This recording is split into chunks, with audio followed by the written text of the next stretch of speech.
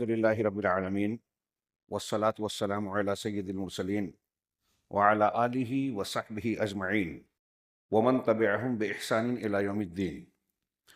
اعوذ باللہ من الشیطان الرجیم، بسم اللہ الرحمن الرحیم۔ والسابقون الاولون من المہاجرین والانصار والذین اتبعوہم بإحسان رضی اللہ عنہم ورضوا عنہ وأعد لهم جنات تجری تحتها الأنہار خالدین فیہا ابدا ذلك الفوز العظیم۔ وقال تعالی محمد رسول اللہ والذین معه اشداء علی الکفار رحماء بینہم تراہم رکعا سجدا یبتغون فضلا من اللہ ورضوانا سیماہم فی وجوہہم من اثر السجود ذلک مثلہم فی التوراۃ ومثلہم فی الانجیل۔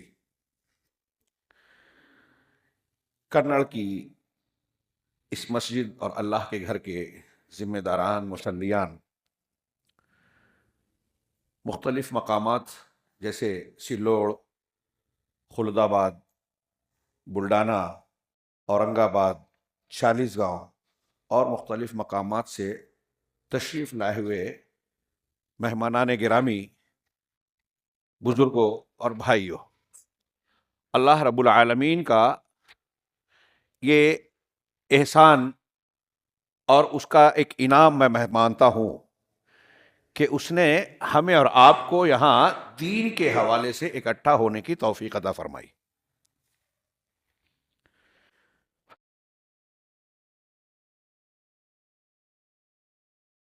اللہ تبارک و تعالیٰ کا جو دین ہے، دین صحیح، حقیقت میں دیکھا جائے تو آپ کو اور ہم کو جوڑنے والا یہی سبب ہے۔ خاص طور سے آج کی مجلس میں یہاں کتنے لوگ ہیں جو مجھے دین کے بغیر سننے کے لیے تیار ہوتے، کتنے لوگ ہیں جن کو میں جانتا ہوں، ہم اور آپ ایک دوسرے کے لیے دنیاوی اعتبار سے اجنبی تھے، ہم اس لیے اکٹھا ہوئے ہیں، مل رہے ہیں کہ اللہ تبارک و تعالیٰ کی دین کی باتیں سیکھیں، سکھائیں، سمجھیں، سمجھائیں، اور اس سے ہمارا مقصد اللہ رب العالمین اخلاص عطا فرمائے، اس سے ہمارا مقصد اللہ کی خوشنودی اور آخرت کی طلب ہونا چاہیے۔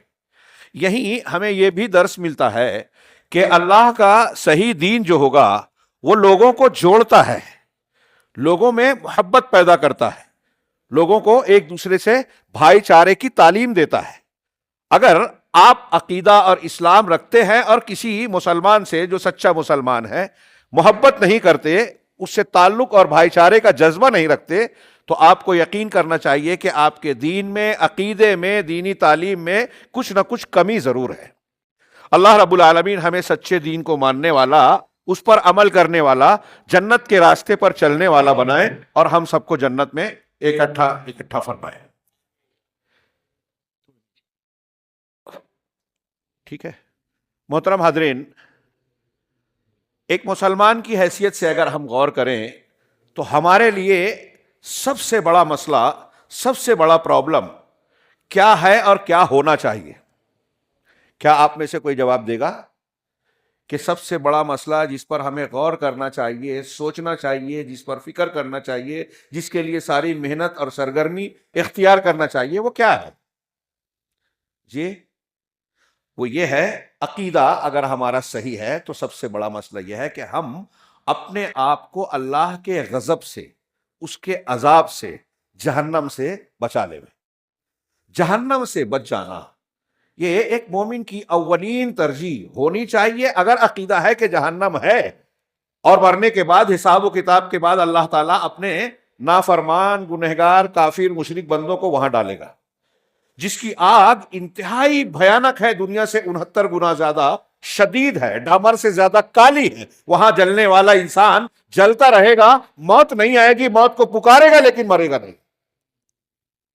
حضرت عمر فاروق رضی اللہ تعالیٰ عنہ جیسا شخص کہتے تھے وہ کہ کاش، لمبی روایت ہے، میں آخری جملہ کہہ رہا ہوں، کہ کاش اللہ تبارک و تعالیٰ مجھے میری نیکیوں کا بدلہ انعام نہ دے، جنت نہ دے، مجھے جہنم سے نجات دے دے، یہ میرے لیے کامیابی ہے۔ سب سے اہم یہ ہے کہ ہم اپنے آپ کو جہنم سے بچائیں، اور جہنم سے جو بچے گا وہی جنت میں جائے گا۔ اب یہ ایک بنیادی مقصد ہے. دنیا کی زندگی آپ غربت میں گزارتے ہیں، غریب ہیں، امیر ہیں، پریشان ہیں، کشادگی کے ساتھ ہے، نعمتیں مل رہی ہیں، نہیں. یہاں مسائل رہیں گے، غم اور اندوہ رہیں گے. ایک بادشاہ کی کرسی پر بیٹھا ہوا، تخت شاہی پر بادشاہ بھی جو ہے وزیر اعظم اور صدر جمہوریہ میں، اس کو بھی پرابلم ہے، ٹینشن ہے، پریشانی ہے. دنیا کی زندگی میں کسی کو سکھ ہی سکھ، آرام ہی آرام نہیں ملتا اور نہیں مل سکتا. ایسا سکھ جو دائمی ہے، جس میں کوئی کرکراہٹ، بدمزگی نہیں ہے، وہ صرف جنت میں ملے گی. سوال یہ ہے کہ جب ہم یہ جانتے ہیں تو ایک مومن ہونے کی حیثیت سے دنیا کی زندگی کیسے بھی گزر جائے، غربت میں گزرے، امیری میں گزرے، ایک بندہ یہ سوچے گا یہ تو یوں بھی گزر جانی ہے، ہمیں آخرت میں جہنم سے بچاؤ مل جائے، جنت حاصل ہو جائے. اب یہ مقصد ایک مومن ہونے کی حیثیت سے ہم اور آپ اپنے سامنے جب رکھیں تو پہلا سوال یہ ہوتا ہے، گھر بیٹھے بیٹھے تمناؤں سے کسی خاندانی اور رشتہ داری تعلق کی بنیاد پر کہ میں فلاں کا بیٹا ہوں، میں اپنے آپ کو یہ کہتا ہوں، اپنا نام یہ رکھ لیا، کیا یہ سب کافی ہے کہ ہمیں جنت مل جائے، جہنم سے بچ جائیں؟ جی نہیں. اللہ رب العالمین نے پوری شریعت اتاری، انبیاء کا سلسلہ قائم کیا، اور بالآخر جناب محمد رسول اللہ صلی اللہ علیہ وسلم کو اس پوری کائنات کے لیے ہدایت بنا کر بھیجا. اور اللہ کے نبی صلی اللہ علیہ وسلم کے آ جانے کے بعد آپ نے قسم کھا کر کہا، والذی نفسی بیدہ، اس ذات کی قسم جس کے ہاتھ میں میری جان ہے، لا یسمع بی من ہذہ الامہ رجل یہودی کان او نصرانی، کہ اس امت کا کوئی بھی آدمی میرے بارے میں اگر جانتا ہے، وہ یہودی ہو یا نصرانی ہو، ثم لا یؤمن بی، پھر مجھ پر ایمان نہ لائے، نبی صلی اللہ علیہ وسلم کے بارے میں جاننے کے بعد آپ کو نہ مانے، الا دخل النار، تو وہ جہنم میں داخل ہو گیا، پکا ہے کہ جہنم میں جائے گا. آپ پر ایمان نہ لائے، آپ کو نہ تسلیم کرے. ہم جب نماز میں دعا کرتے ہیں، اہدنا الصراط المستقیم، پروردگار ہمیں سیدھے راستے کی سوچئے تھوڑی دیر کے لیے کہ اللہ نے ہمیں ہر نماز کی ہر رکعت میں سورہ فاتحہ پڑھنے کا حکم دیا ہے، اور سورہ فاتحہ کہ کئی ناموں میں سے ایک سورۃ الدعا ہے. اس میں جو دعا مانگی گئی ہے دعا کے آداب کے ساتھ، ہر نماز کی ہر رکعت میں صرف آپ اور ہم یہ سوچئے کہ اللہ ہمارا پروردگار جو ہمارا ہر چیز کی، جس نے ہمارے لیے انتظام کیا ہے بحیثیت رب کے، ہمارے جسم کی ضرورت دی، ہمارے شریر کی ہر ضرورت، کھانا ہو، پینا ہو، ہوا ہو، رشتہ داریاں ہو، کپڑے ہو، بیماری کی صورت میں سب دیا. اسی نے یہ دعا سکھائی اور اس دعا کا جواب بھی دیا، یعنی ہدایت کا انتظام کیا. میرے بھائیو، ہوا ہم کو نہ ملے مر جائیں گے، مرنا تو ہے ہی. کھانا نہ ملے مر جائیں گے، مرنا تو ہے ہی. اس سے زیادہ اہم نعمت جو ہے اللہ کی، وہ ہدایت ہے. ہدایت کہاں سے ملتی ہے؟ اللہ نے اس کا انتظام کیا، اور بھرپور انتظام کیا. کیسے کیا؟ ہم نے دعا مانگی، اہدنا الصراط المستقیم، ہم کو صراط مستقیم، سیدھے راستے کی رہنمائی کر دے، اس کی توفیق دے دے. دونوں معنی آ گیا. صراط الذین انعمت علیہم، کن کا راستہ؟ جن پر تو نے انعام کیا. انعام پانے والے کون ہیں؟ سب سے پہلے انبیاء کرام میں جناب محمد رسول اللہ صلی اللہ علیہ وسلم رحمۃ للعالمین، شفیع المذنبین یوم القیامہ، صاحب کوثر، سید المرسلین جناب محمد رسول اللہ صلی اللہ علیہ وسلم، جن کی شخصیت پوری انسانی تاریخ میں سب سے کامل، سب سے مکمل، سب سے اعلیٰ ہے. آپ عبد کامل ہے. ہم آپ کی گواہی دیتے ہیں تو کہتے ہیں اشہد ان محمدًا عبدہ ورسولہ، میں اس بات کی گواہی دیتا ہوں کہ محمد اللہ کے بندے اور اس کے رسول ہیں. بندے ہیں، رسول ہیں، رسولوں کے سردار ہیں، صاحب کوثر ہے. قیامت کے دن اللہ کی اجازت سے سفارش کریں گے. آپ کے سارے مقامات ہیں، کوثر دیا اللہ نے آپ کو. دنیا اور آخرت میں جتنی خصوصیات اور اونچائیاں آپ کو ملی، کسی کو نہیں ملی. لیکن آپ اللہ نہیں ہیں، آپ عبد ہیں. ہم کہتے ہیں عبدہ، اللہ کے بندے ہیں اور اس کے رسول ہیں. تو رسول ہونے کا مطلب کیا؟ جب ہم نے یہ مانا کہ رسول ہے مطلب اللہ کے بھیجے ہوئے ہیں. اب اس کا مطلب جس کے بھیجے ہوئے ہیں، جب ہم اس کی مانیں گے تو بھیجنے والے کی بات مان رہے ہیں. من یطع الرسول فقد اطاع اللہ، اللہ نے قرآن میں کہا کہ جو رسول کی اطاعت کرے گا اس نے اللہ کی اطاعت کی. مختصر یہ جو میں ابتدائی بات کہنا چاہ رہا ہوں کہ محمد رسول اللہ صلی اللہ علیہ وسلم کی شخصیت، آپ کی سیرت، آپ کی زندگی، آپ کی سنتیں اہدنا الصراط المستقیم کا جواب ہے. ہماری اس دعا کا جواب ہے کہ تم سیدھا راستہ چاہتے ہو اور انعام یافتہ لوگوں کا راستہ چاہتے ہو، تو سیدھا راستہ وہ ہے جو محمد رسول اللہ صلی اللہ علیہ وسلم پر ہم نے نازل کیا. قرآن نے کہا سورہ نور میں ان تطیعوہ تہتدوا، ایک جملہ چھوٹا سا کہ صرف اگر ان کی اطاعت کرو گے، نبی محمد رسول اللہ صلی اللہ علیہ وسلم کی بات مانو گے، ان کے طریقے پہ چلو گے تو ہدایت پا گئے. گارنٹی ہے رب العالمین کی، قرآن کریم کی، جس کو ہم اللہ کا کلام مانتے ہیں. دنیا کی کوئی شخصیت اب ایسی نہیں ہے. اب آپ محمد الرسول اللہ صلی اللہ علیہ وسلم کو چھوڑ کر حضرت عیسیٰ، حضرت موسیٰ، حضرت نوح، حضرت ابراہیم علیہ السلام ان کے حوالے سے کوئی بات پیش کریں اور محمد الرسول اللہ صلی اللہ علیہ وسلم کی سنت اور تعلیم کے خلاف ان کا نام لے کر کوئی چیز اختیار کریں، پوری دنیا کے کسی بھی مولوی سے پوچھ لیجئے، آپ اپنے آپ سے پوچھ لیجئے، وہ گمراہی ہے، وہ سے ہدایت نہیں کہلائے گی. اللہ کے نبی صلی اللہ علیہ وسلم نے کہا کہ اگر موسیٰ اور عیسیٰ بھی زندہ ہو جائیں تو میری اتباع کریں گے. کتنی صاف بات ہے. ہم میں کوئی ہے پڑھا لکھا یا عام آدمی جو پڑھا لکھا نہیں ہے جس کو یہ بات سمجھ میں نہ آئے؟ تو مختصر امام سفیان اور علامہ ابن قیم دونوں کی بات ملا کر میں کہوں کہ مختصر میں یہ کہہ سکتے ہیں بہت ساری قرآن کی آیتیں، متعدد احادیث کی نظر کی روشنی میں کہ محمد صلی اللہ علیہ وسلم ہمارے اور آپ کے لیے، دنیا کے سارے انسانوں کے لیے میزان اکبر، میزان کہتے ہیں ترازو کو، پیمانے کو، کسوٹی کو، ہمارے لیے سب سے بڑی کسوٹی ہے، سب سے بڑا معیار ہے کہ آپ کو جنت کا راستہ اختیار کرنا ہے تو اس کے لیے دیکھنا پڑے گا کہ محمد صلی اللہ علیہ وسلم والا طریقہ آپ کے پاس ہے یا نہیں ہے. اللہ تعالیٰ نے آپ کو اسوہ حسنہ بنایا ہے. لقد کان لکم فی رسول اللہ اسوۃ حسنہ، تمہارے لیے اللہ کے رسول صلی اللہ علیہ وسلم کی ذات میں اسوہ حسنہ ہے. اللہ نے کہا اطیعوا اللہ و اطیعوا الرسول، اللہ کی اطاعت کرو اور رسول کی اطاعت کرو. اللہ نے کہا ہے کہ رسول کی مخالفت کرو گے تو فتنہ آئے گا، عذاب آئے گا. قرآن کہتا ہے فَلْيَحْذَرِ الَّذِينَ يُخَالِفُونَ عَنْ أَمْرِهِ أَن تُصِيبَهُمْ فِتْنَةٌ أَوْ يُصِيبَهُمْ عَذَابٌ أَلِيمٌ. جو لوگ رسول کے حکم کی مخالفت کرتے ہیں، سنتوں کو نہیں مانتے، اس کے خلاف جاتے ہیں، انہیں ڈرنا چاہیے کہ ان کو فتنہ پکڑ لے یا دردناک عذاب. فتنے کی 2-3 تفسیروں میں سے علماء نے، مفسرین نے کہا فتنے کا مطلب ہے دنیا کا عذاب. اس کا مطلب سنت کے خلاف ہم جائیں گے تو ہمارے اوپر عذاب آئے گا. آج مسلمان پوری دنیا میں عذاب کے شکار نظر آتے ہیں، آزمائشیں بھی ہیں، عذاب بھی ہے. کہیں بم ہو رہے ہیں، کہیں پوری کی پوری بستی اجاڑی جا رہی ہے. فلسطین کا منظر دیکھیے، دیکھ نہیں جاتا ہے ایک دل والے، ایک مسلمان کا، ایک عام انسان بھی دیکھ نہیں سکتا اگر اس کے اندر اس کا دل زندہ ہے، درد موجود ہے.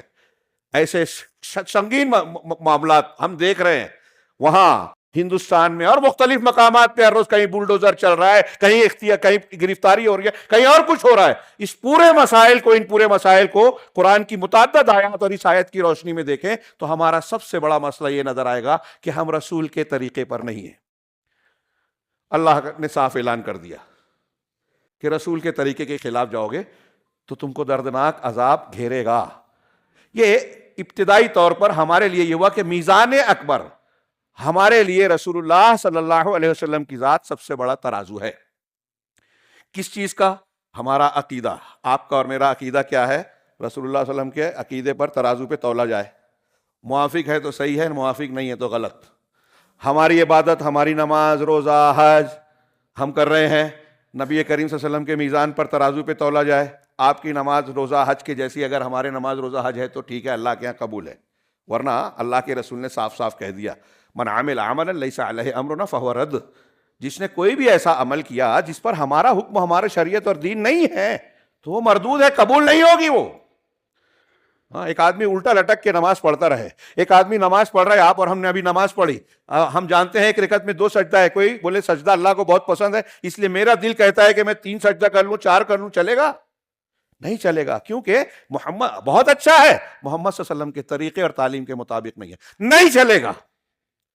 تو ہمارے اقوال، ہم جو کہہ رہے ہیں، ہم جو بتا رہے ہیں، ہم جو دعوت و تبلیغ کا کام کر رہے ہیں، محمد صلی اللہ علیہ وسلم کے طریقے پر ہونا چاہیے. اب یہاں ان سب چیزوں کی روشنی میں آپ آئیے. میں چاہتا تھا، وقت بڑا محدود ہے، کہ محمد صلی اللہ علیہ وسلم پوری دنیا انسانیت کے لیے، وہ دنیا کے آج کسی بھی خطے اور حصے میں بسنے والے لوگ ہوں، یہودی ہو، نصرانی ہو، ہندو ہوں، بدھسٹ ہوں، جین مذہب کے ماننے والے ہوں، جنگل میں رہنے والے ہوں، ان کے لیے ہدایت بن کر آئے، رحمت بن کر آئے جناب محمد رسول اللہ صلی اللہ علیہ وسلم. اب اتنے سارے لوگ، جب دنیا اور آخرت کی کامیابی آپ کی اتباع، آپ سے محبت میں، آپ پر ایمان لانے میں جڑی ہوئی ہے، تو پھر اللہ تبارک و تعالیٰ نے اتنی دلیلیں، اتنی صاف نشانیاں آپ کے سچے رسول ہونے کی بیان کی ہے نا. کو کہ دنیا کا کوئی جاہل سے جاہل آدمی ہو، کوئی بہت بڑا پڑھا لکھا ہو، کوئی حکومت میں چلنے والا انسان ہو، کوئی سائنٹسٹ ہو، ڈاکٹر ہو، وکیل ہو، ماہر فلکیات ہو، فلاں ہو، ڈما ہو، سب اگر سیرت رسول کوئی پڑھے گا ایمانداری سے، دل سے، تو اسے یہ جاننے میں دیر نہیں لگے گی کہ اللہ کے نبی جناب محمد رسول اللہ صلی اللہ علیہ وسلم آسمان کے رب کائنات کے سچے رسول ہیں، اور آپ کی بات ماننے میں ہی دنیا کی بھی بھلائی ہے اور آخرت کی، یہ دیر نہیں لگے گی۔ اللہ کے نبی صلی اللہ علیہ وسلم کو مانے بغیر ایک آدمی، آپ اور ہم مسلمان کہلاتے ہیں، مسلمان ہو نہیں سکتے جب ہم لا الہ الا اللہ کی گواہی کے ساتھ ساتھ محمد رسول اللہ صلی اللہ علیہ وسلم کی گواہی بھی نہ دیویں۔ یہاں ایک ہلکا سا میں ذکر کروں کہ لا الہ الا اللہ محمد رسول اللہ، میں سوال کروں کہ کیا صرف یہ کہہ دینے سے ایک آدمی مسلمان ہو جائے گا؟ کیا جنت پکی ہو جائے گی؟ کیا کہ میں نے آپ نے کلمہ پڑھ لیا، کہہ دیا کہ اللہ کے سوا کوئی لائق عبادت نہیں ہے، اس سے زبردست، اس سے بڑی سچائی دنیا میں کوئی ہے ہی نہیں، اسی کلمے کے لیے، اسی توحید کے لیے اللہ نے دنیا کائنات کو بنایا، انسان و جن کو پیدا کیا کہ اسی کو مانے، نہ ماننے والا جہنمی، ماننے والا جنتی، یعنی جنت اور جہنم بھی اسی کے لیے بنائے گئی ہیں۔ دنیا میں سب سے زیادہ عظمت والا، سچائی والا کلمہ یہی ہے۔ اس کلمے کو حدیثوں میں ہے کہ ایک پلڑے میں رکھا جائے ترازو کو، ساتوں آسمان اور آسمان میں اللہ کے سوا جو کچھ ہے، اور ساتوں زمین اور زمین میں جو کچھ ہے، یہ دوسرے پلڑے میں رکھا جائے تو لا الہ الا اللہ کا پلڑا وزندار اور بھاری ہوگا۔ کتنا زبردست کلمہ ہے۔ لیکن آپ یہ بھی نہ بھولیں کہ لا الہ الا اللہ کہنے والے بہت سارے لوگ جہنم میں جائیں گے۔ کیا ہم کو یہ چیز جھنجھوڑتی نہیں ہے کہ کہیں ایسا تو نہیں کہ ہم لا الہ الا اللہ بول کے مطمئن ہو جائیں اور ہمیں پتہ ہی نہ چلے کہ ہم کلمہ ایک طرف پڑھ رہے ہیں لیکن پھر ایسا کام بھی کر رہے ہیں کہ ہم جہنم میں چلے جائیں؟ لا الہ الا اللہ اور محمد رسول اللہ صرف زبان سے کہہ لینا کافی نہیں ہے، اس کے کچھ شرطیں ہیں، اس کے کچھ تقاضے ہیں۔ حضرت امام حسن بصری رحمہ اللہ سے کسی نے کہا، امام حسن بصری رحمہ اللہ، کہ اللہ کے رسول صلی اللہ علیہ وسلم نے فرمایا ہے نا کہ لا الہ الا اللہ تو توحید تو جو ہے وہ جنت کی کنجی ہے، تو حضرت امام حسن بصری رحمہ اللہ نے کہا کہ کنجی، چابی جو ہوتی ہے، چابی کے دانے بھی ہوتے ہیں۔ اگر آپ کے پاس چابی لا الہ الا اللہ کی ہے لیکن اس کے دانے آپ نے نہیں اختیار کیے، صحیح دانے آپ کے پاس نہیں ہیں، تو آپ جنت کو کھول نہیں پائیں گے، جنت کھلے گی نہیں۔ تو وہ کنجی کے دانے کیا ہیں؟ تو اس میں ایک بات میں کہوں کہ لا الہ الا اللہ محمد رسول اللہ، ان کو ماننے کے لیے 7 یا 8 شرطیں ہیں۔ شرط اگر نہیں ہوگی تو وہ چیز مانی ہی نہیں جائے گی۔ میں ان کی تفصیل میں نہیں جاتا، میں آج اس موضوع پہ گفتگو نہیں کر رہا ہوں، کسی اور موقع پہ ضرور پڑھیے، پڑھنا لازم ہے، ضروری ہے، یہ ہماری دین کی بنیاد ہے کہ اس کا لا الہ الا اللہ اور محمد، جو ہم کہہ رہے ہیں کہ محمد اللہ کے رسول ہیں، اس کی بھی وہی شرطیں ہیں جو لا الہ الا اللہ کی شرطیں ہیں۔ جب ہم یہ کہہ رہے ہیں تو پہلی شرط ہے کہ اس کا علم ہونا چاہیے، یعنی اس میں جہالت نہیں ہونی چاہیے، اس کا معنی مطلب ہم کو سمجھنا چاہیے۔ دوسرا یہ کہ ہم کو اس پر یقین ہونا چاہیے، یعنی اس میں شک نہیں ہونا چاہیے، شک ہو گیا تو آپ کا ہمارا ایمان نہیں ہے۔ تیسری چیز یہ ہے کہ اس میں اخلاص ہونا چاہیے، اللہ کو الہ کہہ رہے ہیں، آپ کسی اور کی بھی پوجا پاٹ عبادت کر رہے ہیں، عبادت کا کام اللہ کا حق کسی اور کو دے رہے ہیں، تو آپ نے اخلاص نہیں اختیار کیا، آپ کی توحید خالص نہیں ہے، شرک آ گیا، لا الہ الا اللہ محفوظ نہیں رہا۔ محمد رسول اللہ کہہ رہے ہیں لیکن رسالت کے حقوق میں آپ کسی اور کو، کسی بزرگ کو، کسی شخصیت کو وہ حق دے رہے ہیں جو محمد صلی اللہ علیہ وسلم کا حق ہے، تو آپ محمد رسول اللہ کا یہ شرط پوری نہیں کر رہے ہیں، یعنی اخلاص نہیں ہے آپ کا، آپ کسی اور کے طریقے پہ نماز پڑھ رہے ہیں، کسی اور کے طریقے پہ کچھ کر رہے ہیں۔ یہ بنیادی شرطیں ہیں، آپ کتابوں میں پڑھیں گے، عقیدے کی کتابوں میں۔ تیسری شرط، یہ تیسری میں نے بتائی اخلاص۔ چوتھی شرط ہے کہ آپ کے اس کہنے میں صدق ہو، سچائی ہو، جھوٹ نہیں ہو۔ منافقین کہتے تھے اذا جاءک المنافقون قالوا نشهد انک رسول اللہ، جب منافقین آتے ہیں، سورہ منافقین کی پہلی آیت، کہ آپ کے پاس آتے ہیں تو کہتے ہیں کہ ہم اس بات کی گواہی دے رہے ہیں کہ آپ اللہ کے رسول ہیں، واللہ یعلم انک لرسول، اور اللہ خوب جانتا ہے کہ آپ اس کے رسول ہیں، ولکن المنافقین لکاذبون، لیکن منافقین جھوٹے ہیں، وہ کہہ رہے ہیں آپ اللہ کے رسول ہیں، اللہ جانتا ہے رسول ہیں، لیکن یہ جھوٹ بول رہے ہیں۔ جب صحیح بات کہہ رہے ہیں تو جھوٹے کیسے؟ کیوں جھوٹا کہا اللہ تعالیٰ نے منافقین کو؟ یعنی منہ سے تو کہہ رہے ہیں، دل میں مان نہیں رہے ہیں، تو یہ جھوٹ بول رہے ہیں۔ تو اس کا مطلب یہ ہوا کہ آپ جب کہہ رہے ہیں محمد رسول اللہ، آپ جو مان رہے ہیں لا الہ الا اللہ، اس میں آپ کو سچا ہونا چاہیے، تب اللہ کے یہاں قبول ہوگا۔ چوتھی چیز، پانچویں چیز ہے قبول، یعنی آپ لا الہ الا اللہ محمد رسول اللہ جب کہہ رہے تو آپ کو وہ ایکسپٹ کرنا ہے، قبول کرنا ہے، ماننا ہے، رد نہیں کرنا ہے۔ آپ کہہ بھی رہے ہو کہ میں اللہ کے سوا کسی کو معبود نہیں مانتا اور کسی اور کو بھی الہ مان رہے ہو، یا اللہ کا جو الہ ہونے کا حق ہے آپ وہ اس کو دینے کے لیے تیار نہیں ہو۔ محمد صلی اللہ علیہ وسلم کو کہہ رہے ہو کہ محمد اللہ کے رسول ہیں، لیکن رسول کی حیثیت سے وہ ایک عقیدہ دے رہے ہیں، وہ بتا رہے ہیں کہ عذاب قبر ہوگا، وہ بتا رہے ہیں کہ جنت جہنم ہے، وہ غیب کی خبریں دے رہے ہیں، اور آپ مان نہیں رہے ہو۔ کہ میرے دماغ میں نہیں آتا کہ اللہ کے رسول ایک ہی دن میں معراج کے سفر پہ کیسے چلے گئے، میرے دماغ میں نہیں آتا کہ ایک آدمی کھڈے میں ہے، اس کی روح کہیں اور چلی گئی تو اس کو عذاب کیسے ہوتا ہے۔ تو آپ اللہ کے رسول کی بات مان نہیں رہے ہو، قبول نہیں کر رہے ہو، رد کر رہے ہو۔ تو قبول ہونا چاہیے، یہ شرط ہے کہ آپ محمد الرسول اللہ کو مان رہے ہیں۔ اس کے بعد ایک چیز ہے انقیاد، یعنی تابع داری، کہ محمد الرسول اللہ جب آپ کہہ رہے ہیں کہ یہ اللہ کے رسول ہے تو آپ کو ان کی تابع داری، فرما برداری، اطاعت، اتباع کرنی ہوگی۔ اتباع اور اطاعت یہ ایک شرط ہے، اور یہ جتنی باتیں میں بیان کر رہا ہوں نا اس کی سب دلیلیں ہیں، لوگوں نے اس پر، عرب علماء نے اور دوسروں نے کتابیں لکھی ہیں پوری، شروط لا الہ الا اللہ، لا الہ الا اللہ کی شرطیں۔ اور آخری شرط محبت، اور اس موضوع پہ ہم کو تھوڑی گفتگو ہے۔ محبت یعنی اللہ کے نبی سے، اللہ سے، اور اللہ کے بعد رسول اللہ صلی اللہ علیہ وسلم سے محبت ہو، کائنات کی تمام چیزوں سے زیادہ۔ لا یؤمن احدکم حتی اکون احب الیہ من والدہ وولدہ والناس اجمعین، بارہا آپ نے یہ حدیث سنی ہے کہ تم میں سے کوئی شخص مومن ہو ہی نہیں سکتا جب تک کہ میری ذات یعنی محمد صلی اللہ علیہ وسلم کی ذات اس کے نزدیک اپنے باپ، اپنے بیٹے اور تمام لوگوں سے زیادہ محبوب نہ ہو جائے۔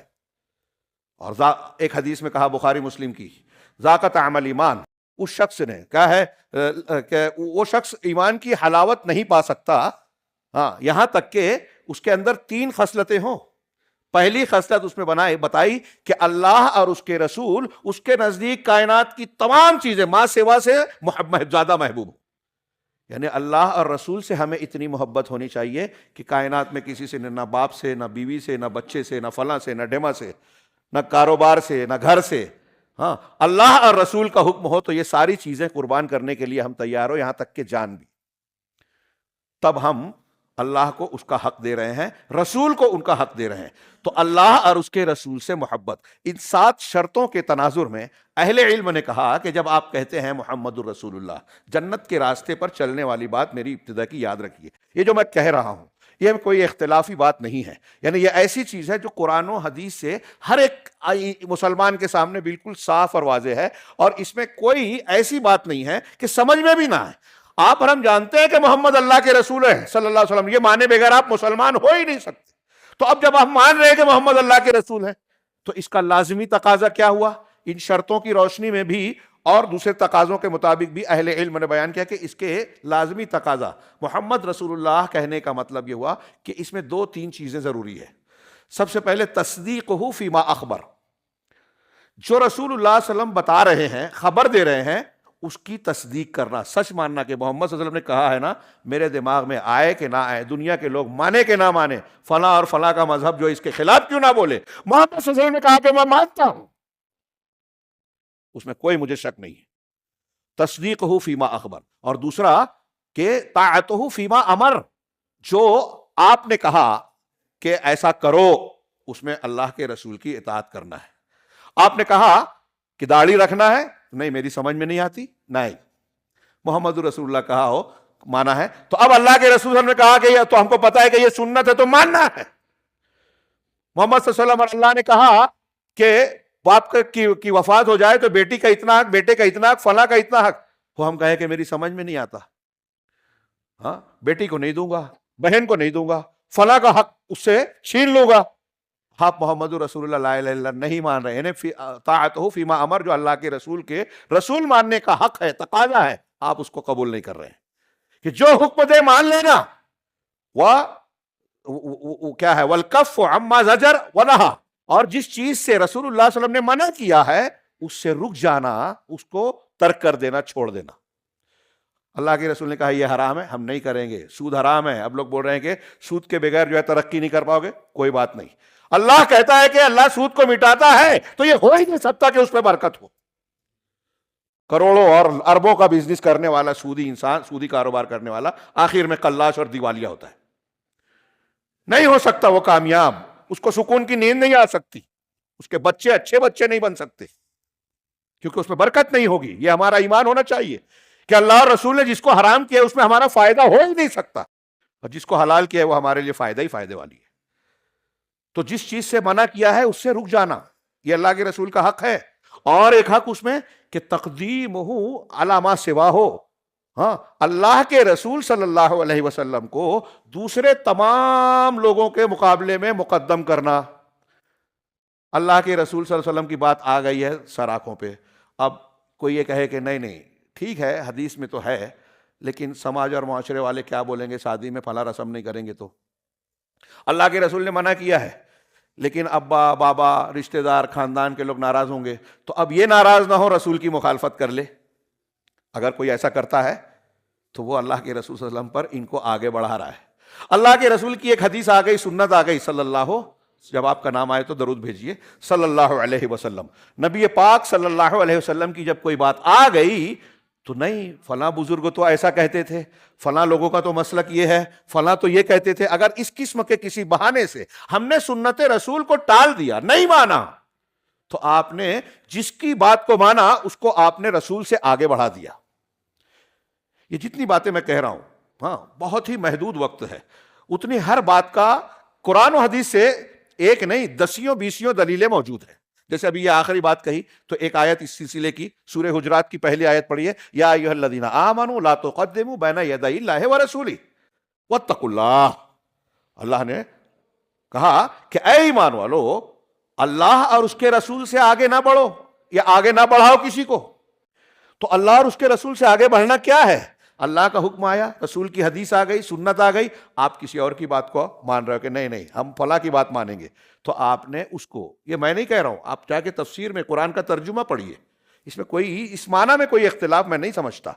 آپ پڑھیے امام مالک رحمہ اللہ کا کیا کہتے ہیں کہ حدیث رسول آنے کے بعد اگر کوئی شخص کسی اور کے قول کو مانتا ہے تو وہ اس شخص کو اللہ کے رسول سے آگے بڑھا رہا ہے. تو آپ آگے مت بڑھائیے، یہ رسول کا حق ہے. تو بنیادی طور سے محمد رسول اللہ، میں نے اسٹارٹ میں کہا کہ جنت چاہیے جہنم سے بچنا ہے تو محمد صلی اللہ علیہ وسلم کو ماننا پڑے گا، اور محمد صلی اللہ علیہ وسلم کو ماننا ہے تو ان جو تھوڑی سی میں نے تفصیل ہلکی سی بیان کی اس کا خلاصہ دو نقطوں میں بیان کریں، دو پارٹ میں، کہ ایک تو اللہ کے نبی صلی اللہ علیہ وسلم کی تصدیق ہو، جو بھی خبریں دی ہیں آپ نے ان کو ماننا، اس میں شک نہیں کرنا، وہ سچ ہے میں ایمان رکھتا ہوں، یہ تصدیق ہے. دوسرا، اللہ کے رسول نے جو بھی شریعت کے احکامات دیا یہ کرو یہ مت کرو، اس کا انقیاد یعنی اس کی تابعداری ہونی چاہیے. رسول کو محمد رسول اللہ ماننا، آپ کا کلمہ میرا کلمہ، یہ دو چیزیں مانے بغیر، ہاں اپنی طاقت کے مطابق دو چیزیں مانے بغیر آپ اور ہم محمد رسول اللہ میں سچے ہو ہی نہیں سکتے. تصدیق، انقیاد. اب یہ حق کے رسول کو میں نے تھوڑا سا بیان کیا، ایک پہلو، اس کو تھوڑا سا اور آگے چلیں کہ آپ یہ کہیں کہ رسول اللہ صلی اللہ علیہ وسلم کی سنتیں، تعلیمات ہمارے سامنے بطور نمونہ موجود ہے، لیکن رسول تو رسول تھے، اعلیٰ درجہ، اللہ رب العالمین کی نگرانی، حفاظت اور آپ کا مقام مرتبہ، ہم وہ کیسے کر سکتے ہیں؟ تو اللہ تبارک و تعالیٰ نے ہمارے لیے یہ نمونہ بھی پیش کیا کہ آپ محمد صلی اللہ علیہ وسلم کو کیسے مانیں، اللہ کی اور رسول کی تابعداری کیسے کرے، اس کے لیے بھی آپ کے سامنے ایک دو نہیں پورے ایک معاشرے کا نمونہ موجود ہے. وہ کون سا معاشرہ؟ وہ جناب محمد رسول اللہ صلی اللہ علیہ وسلم کے اولین شاگردوں کا.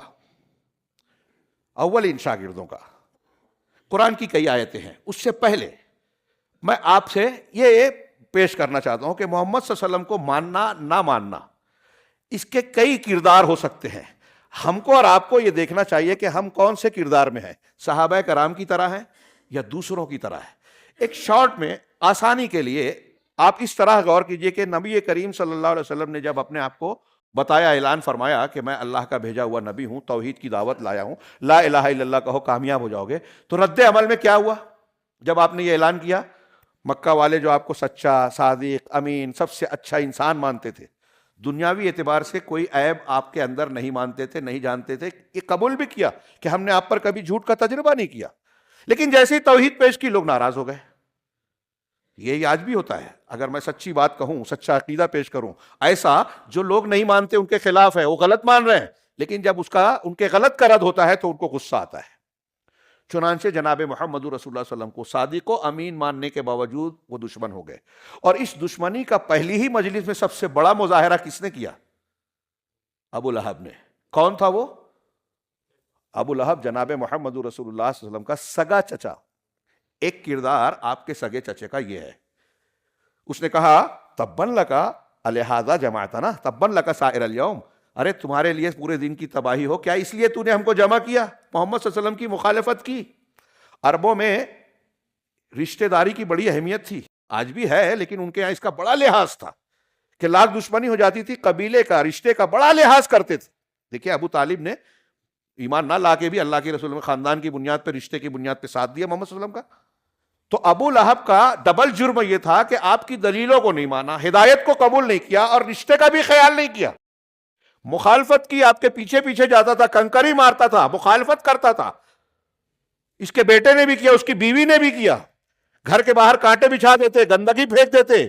اب وہ اس کی بیوی محمد کو مذمم کہتی تھی، محمد کا معنی جس کی خوب تعریف کی گئی ہو، مذمت وہ جس کو خوب برائی بیان کی گئی ہو، وہ محمد کی بجائے مذمم کہتی تھی۔ سگا چچا، سگی چچی، یہ مخالفت، کیا نتیجہ نکلا؟ ایک کردار یہ ہے، ابو لہب نے اللہ کے رسول، ابھی میں نے بتایا نا تصدیق اور انقیاد، اس کو سامنے رکھیے۔ ابو لہب نے تصدیق نہیں کی کہ آپ اللہ کے رسول ہیں، صرف اتنا ہی نہیں، مخالفت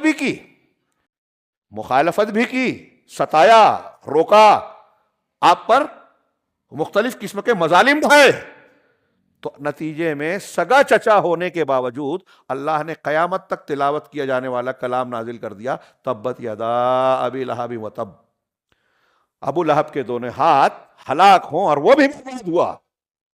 ما اغنی عنہ مالہ وما کسب، اس کے مال اور جو کچھ اس نے کمایا اس کو کوئی کام نہیں آیا۔ سیصلی نارا ذات لہب، وہ ابو لہب ہے، شعلوں والی آگ میں عنقریب داخل ہوگا۔ وامرأتہ، اور اس کی بیوی بھی۔ نبی کی مخالفت کرنے والے کے تعلق سے سگا چچا ہی کیوں نہ ہو، مخالفت والے کا، علامہ ابن تیمیہ اور بعض علماء نے کہا جو بھی نبی کی شان میں گستاخی کرتا ہے، جو بھی نبی کریم جناب محمد رسول اللہ صلی اللہ علیہ وسلم سے دشمنی کا جذبہ رکھتا ہے، اسے ابو لہب کا حصہ ضرور ملے گا۔ جیسے اس کو تباہی ملی، اس کو بھی ملے گی۔ اس قرآن کی آیت کے اس آیت کے سورے کے نازل ہونے کے بعد بھی کئی سال زندہ رہا وہ، ہاں، توفیق نہیں ملی۔ یہ اللہ کے رسول کی اور قرآن کے سچے ہونے کی دلیل ہے۔ کافر ہی مرا، عدسہ نامی بیماری ہو گئی، پھوڑے پھوڑے آ گئے بدن پہ، سڑ گیا، بچے دفن نہیں کر رہے تھے بدنامی کے ڈر سے، ایک آدمی کو بلا کے کھڈا کھدوایا اور لکڑی سے کھڈے میں دھکیل دیا۔ یہ انجام ہوا کس کا؟ جو رسول کا مخالف تھا۔ تبت یدا ابی لہب، ایک چچا یہ ہے، اس کا ایک کردار۔ دوسرے چچا ابو طالب ہے، ایک دوسرا چچا ابو طالب۔ ابو طالب نے اللہ کے نبی صلی اللہ علیہ وسلم کی حمایت کی، وفات کے بعد کفالت یہی کرتے تھے، آپ سب جانتے ہیں، میں تفصیل میں نہیں جا سکتا، وقت نہیں ہے۔ دیکھ بھال کرتے تھے پالنے پوسنے کے سلسلے میں، حالانکہ اللہ کے رسول ان کے زیر کفالت رہتے ہوئے ان کے مددگار تھے، بکریاں چرا کے ان کو مدد کرتے تھے۔ ابو طالب کی اولاد بہت تھی، لیکن وہ لحاظ رکھتے تھے، ان کی حفاظت کرتے تھے، ہاں، ان کا دفاع کرتے تھے، کوئی مخالف آتا تھا تو جب رسالت آئی، لوگ مکہ والے لڑنے کھڑے ہوتے تو ابو طالب کھڑے ہوتے تھے، حمایت کرتے تھے۔ شیب ابی طالب میں جب بائیکاٹ کیا گیا مسلمانوں کا، تو ساتھ میں ابو طالب اور ان کے خاندان کے لوگ بھی تھے، کھڑے ہوتے تھے۔ یہ ان کے اشعار ہیں، موقع نہیں ہے، ہاں، ان کے اشعار ہیں ابو طالب کے، جس میں وہ کہتا ہے کہ جس میں وہ کہتے ہیں کہ دین محمد جو ہے کائنات میں سب سے بہترین دین ہے۔ مطلب یہ کہ دل سے یا علمی اعتبار سے انہوں نے یہ مانا کہ میرا بھتیجا محمد صلی اللہ علیہ وسلم یہ سچا رسول ہے، سچے رسول ہیں۔ یہ ابو طالب نے مانا، آپ کی حمایت کی، آپ کا دفاع کیا، لوگوں کے سامنے کھڑے ہو جاتے تھے۔ پھر آخر وقت آیا، بخاری مسلم کی حدیث ہے، حضرت سعید بن مسیب، حضرت مسیب کے روایت ہے کہ لما حضر ابا طالب الوفات، میں عربی نہیں پڑھتا تاکہ وقت بچے، کہ جب ابو طالب کے پاس وفات کا وقت آیا، اللہ کے رسول صلی اللہ علیہ وسلم آئے اور کہا یا عمی قل لا الہ الا اللہ کلمۃ احاج لک بہا عند اللہ، کہ میرے چچا جان، تم جو ہے لا الہ الا اللہ کا کلمہ پڑھ لو، ایسا کلمہ جس کے ذریعے سے میں اللہ کے پاس حجت پیش کروں گا، یعنی آپ بچ جائیں گے اگر لا الہ الا اللہ پڑھا۔ غور کیجئے تو اسی روایت میں وہاں ہے کہ اس کے پاس ابو جہل، ابو طالب کے پاس اس وقت ابو جہل اور ابن امیہ کا بیٹے بھی موجود تھے۔ تو انہوں نے جب اللہ کے رسول کی یہ دعوت سنی کہ کلمہ پڑھانے کی کوشش کر رہے ہیں تو کہا ارے اترغب عن ملت عبد المطلب، ابو جہل کہہ رہا ہے۔ بعض علماء نے اس سے استنباط کیا، شیخ الاسلام نے استنباط کیا کہ دیکھیے ابو جہل کیا سمجھ رہا ہے۔ ابو جہل کہہ رہا ہے کہ اگر کوئی آدمی لا الہ الا اللہ پڑھتا ہے تو اس کا مطلب یہ کہتا ہے کہ اب میں اللہ کے علاوہ باپ دادا کا دین بھی نہیں مانوں گا، کسی کا قاعدہ نہیں مانوں گا، اللہ کی بات دین مانوں گا۔ یہ لا الہ الا اللہ کا مطلب ابو جہل بھی سمجھتا تھا اور آج کے بہت سے مسلمان نہیں سمجھتے۔ لا الہ الا اللہ بھی پڑھتے ہیں اور دوسروں کی بات بھی مانتے ہیں اللہ کے سامنے۔ تو انہوں نے کہا کہ کیا دین عبد المطلب، یعنی ان کے باپ کا نام تھا ابو طالب کے، آپ اپنے باپ کے دین سے پھر جاؤ گے کیا؟ نبی کریم صلی اللہ علیہ وسلم نے پھر اپنی دعوت دہرائی، انہوں نے پھر اپنی بات کہی، بار بار کہی، لیکن صحیح مسلم کی حدیث میں ہے اور بخاری میں بھی کہ آخر میں اللہ کے رسول صلی اللہ علیہ وسلم کے چچا ابو طالب نے کہا کہ وہ اپنے باپ عبد المطلب کے دین پر ہیں، کلمہ نہیں پڑھا اس لیے کہ انہیں اس بات دین سے پھر گیا۔ دیکھیے کتنی عجیب بات ہے نا، جہنم کا عذاب ان کے نزدیک چھوٹا ہو گیا، اور لوگوں کی بات جو ہے آج بہت سے لوگ کیا بولیں گے میں اللہ کو ناراض کر دیتے ہیں۔ کتنی بڑی بے وقوفی ہے یہ، لوگ ناراض ہوں، بندہ مومن کو سوچنا چاہیے اللہ ناراض نہ ہو۔ تو بہرحال جب ان کی وفات ہو گئی، اللہ کے رسول صلی اللہ علیہ وسلم کلمہ نہیں پڑھا سکے، مطلب توفیق نہیں تھی اللہ کی طرف سے۔ تو آپ نے کہا کہ جب تک مجھے منع نہیں کیا جائے گا میں آپ کے لیے ایک مغفرت کی دعا کروں گا۔ یہ بخاری مسلم کی حدیث ہے۔ تو آگے ہے کہ انہی کے سلسلے میں اللہ نے قرآن کی یہ آیت اتاری، اِنَّكَ لَا تَهْدِي مَنْ أَحْبَبْتَ وَلَكِنَّ اللَّهَ يَهْدِي مَن يَشَاءُ۔ اللہ آپ جسے چاہیں پسند کریں اس کو ہدایت نہیں دے سکتے، اللہ جسے چاہے ہدایت دے گا۔ ہدایت دینے کا اختیار، پاور محمد صلی اللہ علیہ وسلم کو بھی نہیں، یہ قرآن کہہ رہا ہے۔ اور ایک آیت اور سورہ توبہ کی اسی سلسلے میں نازل ہوئی، اللہ نے فرمایا مَا كَانَ لِلنَّبِيِّ وَالَّذِينَ آمَنُوا أَن يَسْتَغْفِرُوا لِلْمُشْرِكِينَ وَلَوْ كَانُوا أُولِي قُرْبَىٰ مِن بَعْدِ مَا تَبَيَّنَ لَهُمْ أَنَّهُمْ أَصْحَابُ الْجَحِيمِ۔ ہلا دینے والی، رونگٹے کھڑے کر دینے والی یہ حدیث اور آیت ہے کہ کسی نبی کے لیے اللہ کہہ رہا ہے، اللہ تعالیٰ رب العالمین فرما رہا ہے، سورہ توبہ کی آیت ہے، پڑھیے جا کے، کہ نبی کے لیے اور مسلمانوں مومنوں کے لیے جائز نہیں ہے، روا نہیں ہے کہ وہ مشرکین کے لیے مغفرت کی، معافی کی دعا مانگے، یعنی اللہ سے کہیں کہ اس مشرک کو اللہ تو معاف کر دے۔ مشرکین کے لیے مغفرت کی دعا نبی بھی نہیں کر سکتے۔ ہل جانے والی بات مسلم شریف میں ہے، اللہ کے رسول صلی اللہ علیہ وسلم اپنے والدہ کی قبر کی زیارت کی تو رونے لگے، لوگوں نے پوچھا کیا بات ہے، تو کہا کوئی بات یہ ہے کہ میں نے اللہ تعالیٰ سے اجازت مانگی کہ اپنی والدہ کے لیے مغفرت کی دعا کروں تو مجھے اجازت نہیں دی گئی، اور آپ کی قبر کی زیارت کی اجازت مانگی تو اجازت دے دی گئی۔ سید المرسلین خاتم النبیین کو اپنی والدہ کے لیے استغفار کی دعا کی اجازت نہیں دی گئی۔ ہم کہاں ہیں؟ کون بچائے گا اگر شرک پہ مر گئے؟ تو محمد رسول اللہ صلی اللہ علیہ وسلم کو کہا جا رہا ہے کہ نبی کے لیے، مومنوں کے لیے جائز نہیں ہے کہ مشرکین کے لیے مغفرت طلب کرے، دعا کرے، چاہے وہ قریبی رشتہ دار ہی کیوں نہ ہو۔ وَلَوْ كَانُوا أُولِي قُرْبَىٰ مِن بَعْدِ مَا تَبَيَّنَ لَهُمْ أَنَّهُمْ أَصْحَابُ الْجَحِيمِ، یہ واضح ہو جانے کے بعد کہ وہ جہنمی۔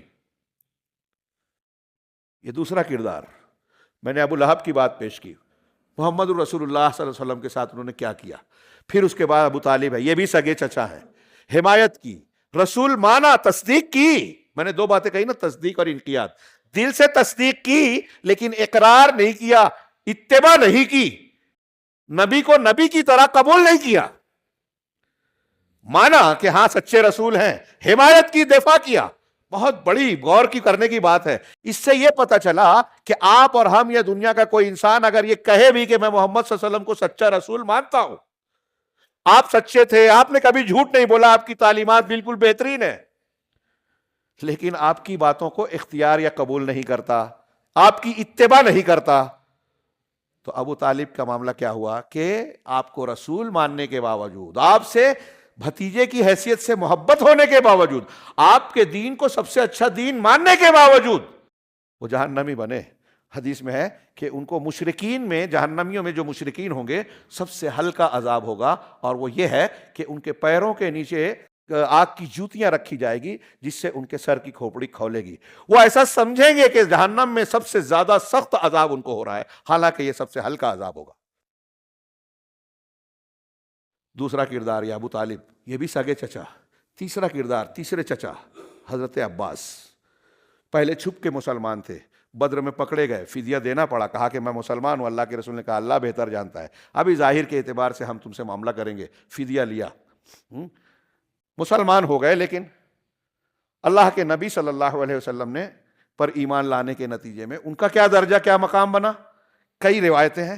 حضرت عائشہ صدیقہ رضی اللہ تعالیٰ عنہ کا ایک بیان ہے، وہ کہتی ہیں کہ میں نے نبی کریم صلی اللہ علیہ وسلم کو اس طرح عزت و احترام، تبجیل کا لفظ ہے، ہاں، ان کی عزت و احترام کرتے ہوئے کسی کے لیے نہیں دیکھا جس طرح آپ حضرت عباس اپنے چچا کی عزت کرتے تھے۔ کافی ہے یہ فضیلت کے لیے۔ ایک مرتبہ مسند احمد اور ترمذی کی روایت ہے، جس کو امام ترمذی نے حسن صحیح کہا، ایک مرتبہ حضرت عباس رضی اللہ تعالیٰ عنہ اللہ کے رسولوں کے پاس آئے بڑے غصے کی حالت میں، پوچھا وجہ کیا ہے؟ تو کہا کہ ہمارا اور قریش کا کیا معاملہ ہے؟ جب یہ آپس میں ملتے ہیں تو ایک دوسرے سے بڑی خوش مزاجی سے ملتے ہیں، خوشی خوشی ملتے ہیں، لیکن ہم سے ملتے ہیں تو بڑی تش مزاجی سے اور برے انداز میں ملتے ہیں۔ یہ سن کر حدیث میں ہے کہ اللہ کے رسول صلی اللہ علیہ وسلم اتنے غضبناک ہوئے کہ آپ کا چہرہ سرخ ہو گیا، اور آپ نے کہا کہ اللہ کی قسم، اس ذات کی قسم جس کے ہاتھ میں میری جان ہے، ہاں، کوئی شخص اس وقت تک مومن کسی انسان کے دل میں ایمان ہو نہیں سکتا جب تک کہ وہ تم سے اللہ اور رسول کے لیے محبت نہ کرے، اللہ اور رسول کے لیے تم سے محبت نہ کرے، اس وقت تک ایمان والا نہیں ہو سکتا۔ اور پھر آگے کہا کہ اور جس شخص نے میرے چچا کو اذیت دی، من آذى عمی فقد آذانی، جس نے میرے چچا کو اذیت دی، تکلیف دی، ستایا، اس نے مجھے ستایا۔ اس لیے کہ چچا آدمی اپنے چچا کا کی شاخ ہوتا ہے، اس کا جز اور حصہ ہوتا ہے۔ کہ حضرت عباس کو یہ مقام ملا۔ حضرت عثمان، حضرت عمر کے بارے میں ہے کہ جب وہ حضرت عباس رضی اللہ تعالیٰ عنہ نے، تو ان کو اللہ نے دنیا میں بھی عزت دی، مقام دیا، اعلیٰ مرتبہ دیا، اور آخرت میں بھی ان کے لیے کامیابی ہے۔ ایک کردار منافقین کا ہے جو ابھی میں نے ذکر کیا، آپ کو سامنے سے کہہ رہے رسول، دل سے نہیں مان رہے۔ اب ہم اور آپ جائزہ لیں کہ ہم اللہ کے رسول صلی اللہ علیہ وسلم کو کس کے جیسا مانتے ہیں، کس کی طرح؟ جو لوگ گستاخی کر رہے ہیں وہ ابو لہب کی طرح ہیں، جو رسول مان کے آپ کی باتوں کو مان نہیں رہے وہ ابو طالب کی طرح ہے۔ میں نہیں کہتا کہ وہ کافر ہو گئے، ہاں، اللہ بہتر جانتا ہے، کسی کو فتویٰ نہیں دے رہا ہوں۔ جو لوگ آپ کو ظاہر باطن میں تصدیق بھی کر رہے ہیں اور آپ کی مطابقت کی اپنی طاقت کے مطابق کوشش بھی کر رہے ہیں، وہ حضرت عباس کی طرح ہے۔ اب میں یہ 3-4 مثالوں کے بعد یہ کہوں کہ اللہ تبارک و تعالیٰ نے ہم کو اور آپ کو بتایا کہ آپ کے لیے کس طریقے سے محمد صلی اللہ علیہ وسلم کو ماننا ضروری ہے نا موقع تھوڑا؟ ہاں، تو اللہ کے نبی صلی اللہ علیہ وسلم کو کس طرح مانا جائے، یہ میں نے قرآن کی 2 آیتیں پڑھی تھی آپ کے سامنے حمد و صلات کے بعد ابتدا میں۔ ان 2 آیتوں میں سے ہلکا ہلکا، بہت سرسری سا ایک آیت کی تفصیل میں اگر جائیں تو وقت کم پڑے گا۔ اللہ نے پہلے سورہ توبہ کی آیت نمبر 100، والسابقون الاولون من المہاجرین والانصار، کہ مہاجر اور انصار میں جن لوگوں نے ہجرت کی ان کو مہاجر کہا جاتا ہے، گھر بار چھوڑے ایمان اور جان بچانے کے ساتھ ساتھ کے لیے، تو جن لوگوں نے ہجرت کی، اور جو انصار ہے جنہوں نے ان کی مدد کی، مکہ والے ہجرت کر کے گئے تھے مدینہ، اور مدینہ والوں نے ان کی مدد کی تھی، تو وہ جو پہلے السابقون کا مطلب جو سبقت کرنے والے، شروع میں جو مسلمان ہوا۔ یہ شروع میں مسلمان ہونا کوئی چھوٹی بات نہیں ہے۔ آج ہم یہاں دیکھیں کہ ہم آس پاس میں کہیں چلے جائیں، کوئی ایسا گاؤں ہو جہاں سب لوگ ایسا کوئی کام کرتے ہیں جس کو آپ مانتے ہیں کہ یہ غلط ہے، شرک ہے، لیکن آپ وہاں بولنے کی ہمت کرتے ہیں کیا؟ ہمارے یہاں چھوٹی سی بستی ہے، ہاں، آج ہمارے یہاں حکومتی سطح پہ دیکھیے، شہری سطح پہ دیکھیے، کئی چیزیں ایسی ہو رہی ہے جو بالکل کھلی کھلی غلط ہے۔ انتخابات میں، سیاست میں، فلاں جگہ، ہم اس کی بحث نہیں چھوڑ رہے، میں صرف یہ مثال دینا چاہتا ہوں کہ کئی چیزیں ایسی ہیں جس کو لوگ دیکھ رہے ہیں، سمجھ رہے ہیں کہ یہ غلط ہے، لیکن بول نہیں پاتے۔ شروع میں جو لوگ مسلمان ہوئے تھے نا، وہ اس میں اعلیٰ درجے کے بہادر تھے۔ حضرت ابو ذر غفاری نے حرم میں، کعبہ میں جا کے کلمہ پڑھا، ان کو لوگوں نے اتنا مارا کہ خون ہو گئے، لہو لہان ہو گئے، پورا بدن جو ہے خون سے تر ہو گیا، صرف کلمہ پڑھنے پر۔ آج ہمارا ہجومی تشدد ہوتا ہے، یہ ہوتا ہے تو ہم اس پہ چیختے چلاتے ہیں، ٹھیک ہے، غلط ہے، وہ ظلم ہے، ہماری مظلومیت ہے۔ اس منظر کو یاد کیجئے، حضرت بلال پڑھتے سنتے ہم لوگ کہانی قصے کی طرح، سوچتے نہیں ہیں کیوں حضرت بلال کو گرم ریت پر کھینچا جا رہا ہے۔ آج کوئی اگر گیا ہو حرم، پوچھئے تو جو باہر کی جو ہے نا دھوپ میں، گرمی کے حد میں، ہم ننگے پاؤں ایک منٹ میں نے خود تجربہ کیا، کھڑے نہیں رہ سکتے، اتنا گرم ہوتا ہے وہاں کا ٹیمپریچر اور مطلب وہاں کی زمین. کیسے حضرت بلال رضی اللہ تعالیٰ عنہ کو گھنٹوں جو ہے اس پہ لٹا کے گھسیٹا جاتا تھا، اور وہ احد احد کہتے تھے کہ تمہارا دین نہیں مانوں گا جو بہت سے معبودوں کو مانتا ہے، ایک ہی رب ہے اللہ، توحید پر ہوں، شہید ہو گرانا برداشت ہے یہ نہیں. تو وہ جو سبقت میں پہل جو مسلمان ہوتے نا، جو کہتا تھا کہ میں مسلمان ہوں، میں کلمہ پڑھتا ہوں، وہ پورے سماج کو اپنا دشمن بناتا تھا. حضرت ابو ذر غفاری یا کوئی بھی دیکھیے، کلمہ پڑھا لوگ دشمن. تو یہ آسان کام نہیں ہے، ہمارے جیسے لوگوں کا، بزدلوں کا کام نہیں ہے، جو صحیح جان کے بھی صحیح بولنے سے ڈرتے ہیں. جہاں بولنا چاہیے وہاں بلا وجہ نہیں، کیا بائل مار، یہ معاملہ نہیں. تو ایمان کا مظاہرہ تو اللہ تبارک، اسی لیے تھوڑا کبھی سوچا ہے آپ نے، وہ حدیث بہت مرتبہ سنی ہوگی کہ جو پہل کے مسلمانوں نے اللہ کے راستے میں جو ایک مد آدھا مد خرچ کیا ہے، سمجھانے کے لیے میں کہوں اپنی زبان میں کہ کلو آدھا کلو جس نے خرچ کیا شروع میں، وہ بعد کے لوگ اگر اس کے مقابلے میں احد پہاڑ کے برابر سونا بھی خرچ کر دیں تو اس کے برابر نہیں ہو سکتا. سوچئے احد پہاڑ کے برابر سونا، 1 کلو سونا میں ابھی آپ سے بولوں تو کتنا ہوتا ہے؟ ہم میں سے کوئی خرید پائے گا؟ کوئی اتنا دنیا میں، وہ چاہے امبانی اڈانی ہی کیوں نہ ہو، احد پہاڑ کے برابر سونا جمع کر پائے گا کوئی؟ وہ بھی نہیں کر پائیں گے. تو جمع ہی نہیں ہوگا، اور جمع ہو گیا تو خرچ نہیں کرے گا، اور کرے گا تو پہل کے صحابہ کرام کے اتنے خرچ کے برابر بھی نہیں ہوگا جو انہوں نے کیا 1 مد اور آدھا مد. کیوں؟ کچھ 1 روپیہ اللہ کے راستے میں خرچ کیا جائے تو کروڑ کے برابر ہوتا ہے، کچھ کروڑ 1 روپیے کا بھی مطلب نہیں رکھتے. موقع، محل، نیت، جذبہ، ان سب چیزوں کی بنیاد پر اللہ کے یہاں کسی نیکی کا درجہ اور وزن ہوتا ہے. تو یہ سابقون الاولون کا درجہ آپ اندازہ لگائیے. اللہ نے خود قرآن میں فرمایا سورہ حدید میں کہ لا یستوی منکم من انفق من قبل الفتح وقاتل، تم میں سے جن لوگوں نے فتح مکہ سے پہلے اللہ کے راستے میں خرچ کیا اور قتال کیا، وہ اور جنہوں نے بعد میں کیا، دونوں برابر نہیں ہو سکتے. اولئک اعظم درجۃ من الذین انفقوا من بعد وقاتلوا، یہ لوگ زیادہ اونچے درجے والے ہیں ان کے مقابلے میں جنہوں نے فتح مکہ کے بعد اللہ کے راستے میں خرچ کیا اور انفاق کیا، اللہ کے راستے میں خرچ کیا اور قتال کیا. لیکن اگلا جملہ کیا ہے؟ اگلا جملہ وَكُلًّا وَعَدَ اللَّهُ الْحُسْنَى، اللہ نے ہر ایک سے الحسنہ، جنت کا وعدہ کیا ہے. نوٹ کیجئے، ہمارے یہاں نوجوان لوگ، ہم لوگ یہاں نہیں آ پاتے، یہاں کیا حال ہے میں نہیں جانتا. آج کل بہت سے ایسے لوگ مسلمانوں میں پیدا ہو گئے ہیں جو تقریریں کر رہے ہیں، کلپ چلا رہے ہیں. ہاں، وہ کہتے ہیں صحابہ کرام میں فلاں صحابی پر تنقید کرتے ہیں، فلاں کو برا کہتے ہیں، فلاں پر تنقید، اس کے حضرت امیر معاویہ کو کوئی نشانہ بناتا ہے، کوئی جو ہے مغیرہ بن شعبہ، کوئی حضرت عائشہ صدیقہ رضی اللہ تعالیٰ. اور ہمارے نوجوان سن رہے ہیں، پسند کر رہے ہیں.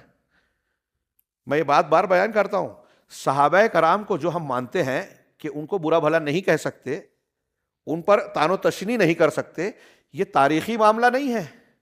تاریخی معاملہ نہیں ہے کہ بھائی ہم آپ کے انسان، مجھ سے آپ غلطی ہو گئی تو آپ مجھ پر تنقید کر سکتے ہو، فلاں سے ہو گئی تو اس سے کر سکتے ہو. صحابہ کا معاملہ ایسا نہیں ہے. ان کو ماننا عقیدہ ہے. کیوں عقیدہ ہے؟ قرآن نے کہا ہے کہ اللہ نے ہر ایک سے حسنہ کا وعدہ کیا ہے. قرآن نے کہا ہے کہ وہ ہدایت والے تھے. قرآن نے کہا کہ اللہ ان سے راضی ہوا. جب اللہ راضی ہے تو ہم کیوں ناراض ہوں؟ جس سے اللہ راضی ہے ہم ناراض ہو سکتے ہیں؟ وہ ابھی میں نے حدیث پیش کی تھی نا، اس کا 3 چیزیں میں سے ایک تھی کہ اللہ اور رسول سب سے زیادہ محبوب ہو. دوسری کیا ہے کہ کسی انسان سے محبت کرے تو اللہ کے لیے کرے. اللہ سے محبت کی تکمیل یہ ہے کہ آپ کی محبت اللہ کی محبت کے تابع بن جائے. اب سب سے زیادہ محبوب محمد رسول اللہ صلی اللہ علیہ وسلم اللہ کے نزدیک ہے، تو ہمارے لیے سب سے زیادہ محبوب انسانوں میں، مخلوق میں وہی ہونا چاہیے. انبیاء، صحابہ اللہ کے محبوب ہیں تو ہمیں محبوب ہونا چاہیے. میرا سوال ہے کہ اگر کوئی، یہ میں کئی جگہ پوچھتا ہوں کہ بتائیے ہم میں سے کوئی یہ بولے گا کہ ابو لہب سے مجھے محبت ہے؟ بولے گا کوئی؟ اگر کوئی بولے گا تو اس کو ایمان سے ہاتھ دھو سکتا ہے کہ جو اللہ اور رسول کا دشمن ہے، جس کے بارے میں قرآن میں ہے تبت یدا ابی لہب، آپ اس کو پسند کرتے ہو ہی نہیں سکتا. فرعون آپ کو پسند آئے گا؟ ابو جہل آئے گا؟ نہیں. تو جیسے اللہ کے مبغوض آپ کو پسند نہیں آ سکتے، ویسے اللہ کے محبوب سے آپ نفرت نہیں کر سکتے. اب اللہ کہہ رہا ہے وَكُلًّا وَعَدَ اللَّهُ الْحُسْنَى، اللہ نے سارے صحابہ، وہ فتح مکہ سے پہلے کے مسلمان ہوں یا فتح مکہ کے بعد، سارے صحابہ سے حسنہ کا وعدہ کیا ہے. اور جو آیت میں پڑھ رہا ہوں اللہ نے فرمایا کہ سابقون الاولون جو مہاجرین و انصار میں سے ہیں، صرف وہی نہیں جو پہلے ہے، آگے فوراً جملہ اللہ کہا والذین تبعوہم بإحسان، اور وہ صحابہ جنہوں نے ان سابقون الاولون کی اتباع کی، ان کے نقش قدم پر، ان کے طریقے پر چلے، احسان کے ساتھ، اندھے بہرے ہو کر نہیں، علم کے ساتھ، سوجھ بوجھ کے ساتھ، احسان کے ساتھ جو ان کے نقش قدم پر چلے۔ اب پہلے صحابہ جو تھا مسلمان ہوئے تو ان کے بعد والے صحابہ بھی آ گئے، اور بعد والے صحابہ کے ساتھ وہ بھی آ گئے جو تابعین ہیں، تابعین کے بعد وہ بھی آ گئے جو تبع تابعین ہیں، اور ان کے طریقے پر چلنے والے قیامت تک کے لوگ آ گئے، قیامت تک کے لوگ۔ اور یہ ایک معیار ہے، میں بحث یہ کر رہا ہوں محمد صلی اللہ علیہ وسلم جنت میں جانا ہے تو محمد صلی اللہ علیہ وسلم کو ماننا ہے۔ محمد صلی اللہ علیہ وسلم کو کیسے ماننا ہے؟ تو اب یہ قرآن کہہ رہا ہے کہ ویسے ماننا ہے جیسے صحابہ نے مانا، کیونکہ اللہ کہہ رہا ہے آگے کہ سابقون الاولون جو مہاجرین اور انصار میں سے تھے، والذین تبعوہم بإحسان، اور جو احسان کے ساتھ ان کی اتباع کرنے والے ہیں، ہاں، رضی اللہ عنہم ورضوا عنہ، یہ قرآن کہہ رہا ہے، رب العالمین فرما رہا ہے اللہ ان سے راضی اور وہ اللہ سے راضی۔ صحابہ کرام میں اللہ کے رسول اللہ کی وفات کے بعد جنگ ہوگی، واقعہ کربلا ہوگا، جمل اور صفین ہوگی، یہ ہوگی، کیا اللہ کو یہ معلوم نہیں تھا؟ معلوم تھا کہ نہیں تھا؟ اللہ کا علم کامل ہے نا، ماضی حال مستقبل، کائنات کی چھپی کھلی ہر چیز کو جانتا ہے رب کریم۔ تو اللہ یہ جانتا تھا، اس کے باوجود کہا کہ اللہ ان سے راضی ہے۔ اور آپ کیڑے نکال کے کہ تاریخ میں ایسا واقعہ ہے، فلاں شیعہ عالم نے یہ لکھا ہے اس لیے ہم حضرت امیر معاویہ کو نہیں مانتے، ان کے شان میں گستاخیاں کر رہے ہیں، برا بھلا کہہ رہے ہیں۔